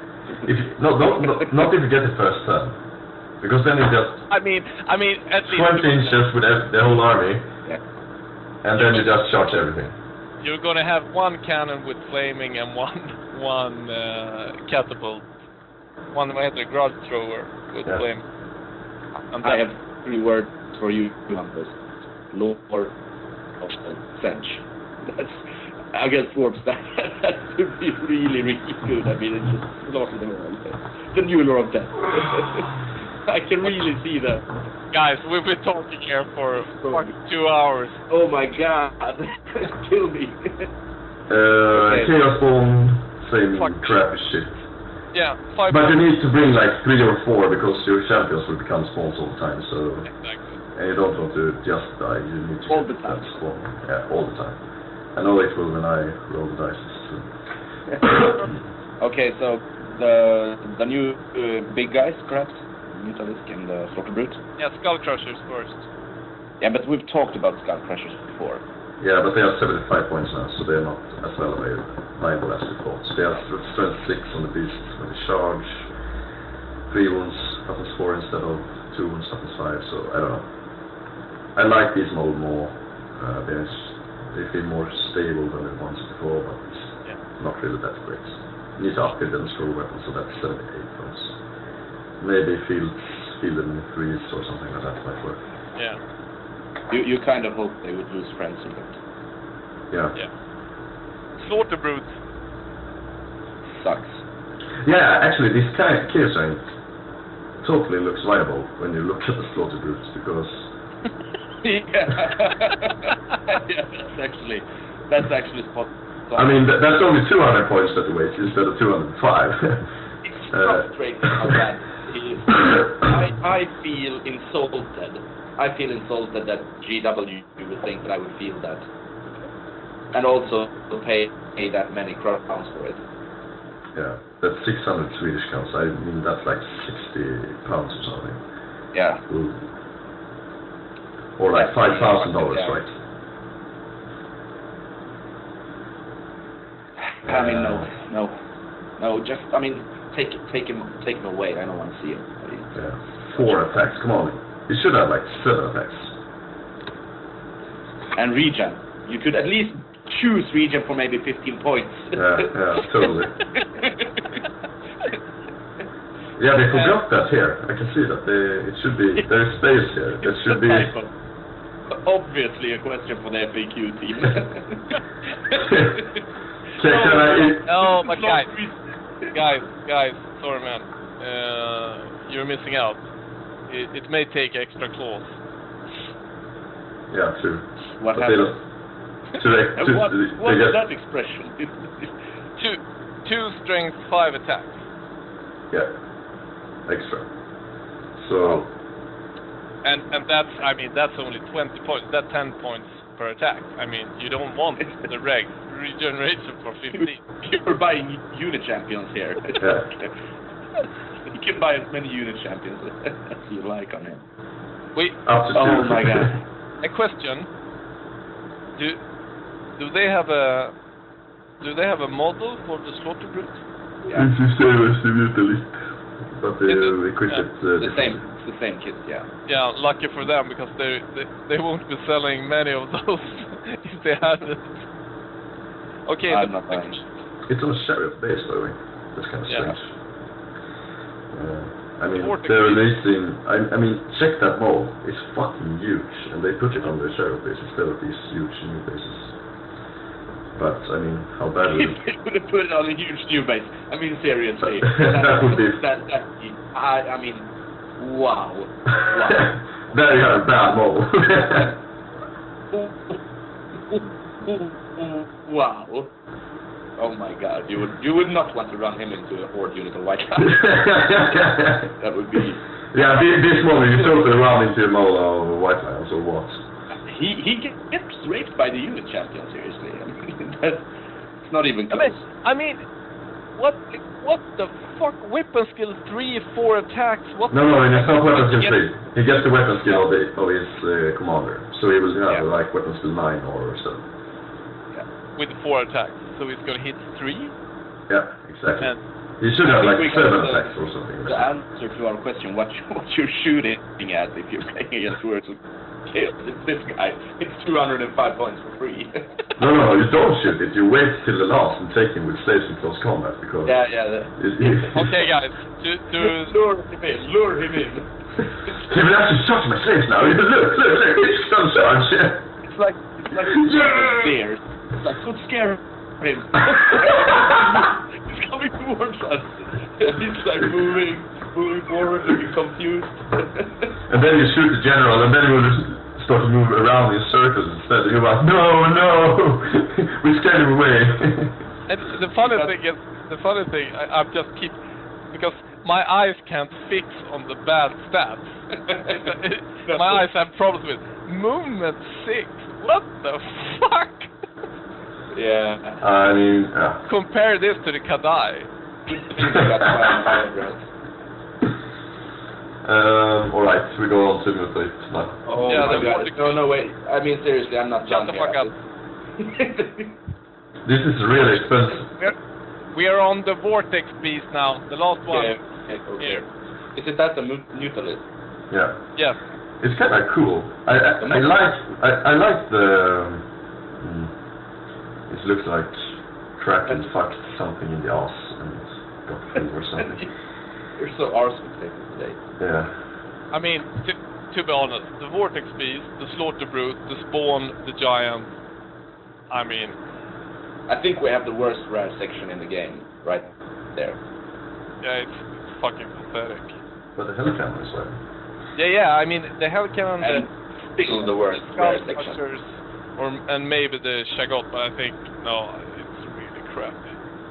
I mean, the Vortex Beast. Looking at the spell, I felt that okay, it's kind of nice. I mean, it could do some good things, but then you throw it on power level 5 and the range of 18. You don't want to put this 240 point guy within 18 inches of anything. Strength 5, toughness 5. 5 wounds, but at least he has status in a region. So. Yeah, but 5 plus region. Yeah, he's almost as stable as a Hydra. Yeah. You don't kill a Hydra that easily, actually, but. Yeah, but the only difference is that this guy you can charge with some crap because he could roll a 1 and get 3 attacks with weapon skills. True. Okay, but you could probably take him out with a Slaughter Brute. Maybe. It's a close fight. It depends on if he can throw some magic before. I mean, seriously, the Slaughter Brute actually makes the Giant viable. I mean, the Vortex Beast is actually really good versus the Pendant guy. Toughness test. Yeah. Or So, like those kind of guys always. But you don't see the problem. I mean, the Pendant lands, you throw the spell, he dispels, he charges and gets 240 points. Yeah, you can see it like that. But that's not the way Johan sees it. No, I see a totally different world. Yes. I'm gonna feel 2 of these. Also, I mean, seriously, Hampus, I mean, that means that he gets all of his sense spells through. So he will actually have regen when he joins the combat. Yes, exactly. Your army will be running around with regen, and he's got the flaming banner, so joke's on you. I mean, you're paying for that show. Okay, guys. But Be we fucked in the ass with the lore of Nurgle attributes. I mean, they have a bad rare like section. this book. We like this book, yeah. Yeah, we like it. Yeah, it's good. I think it still has the dynamic of the previous book and the way that Warriors of Chaos play, but they have made the choices. I mean, they've made the choices that should have been more obvious in the last book a lot better here. So I think it's gonna be cool. We haven't talked about the items. Did we discuss the magic items? No. Maybe. I mean, we can point out as an Easter egg. No, we can mention the big ones. You can get Flaming Breath. You can get Soul Feeder, which makes for each unsaved wound inflicted by the character in close combat. That means I think this should cover like Thunderstorm as well. Yeah. If you roll a 6, you get 1 wound back. So this is really great for Demon Prince, for example.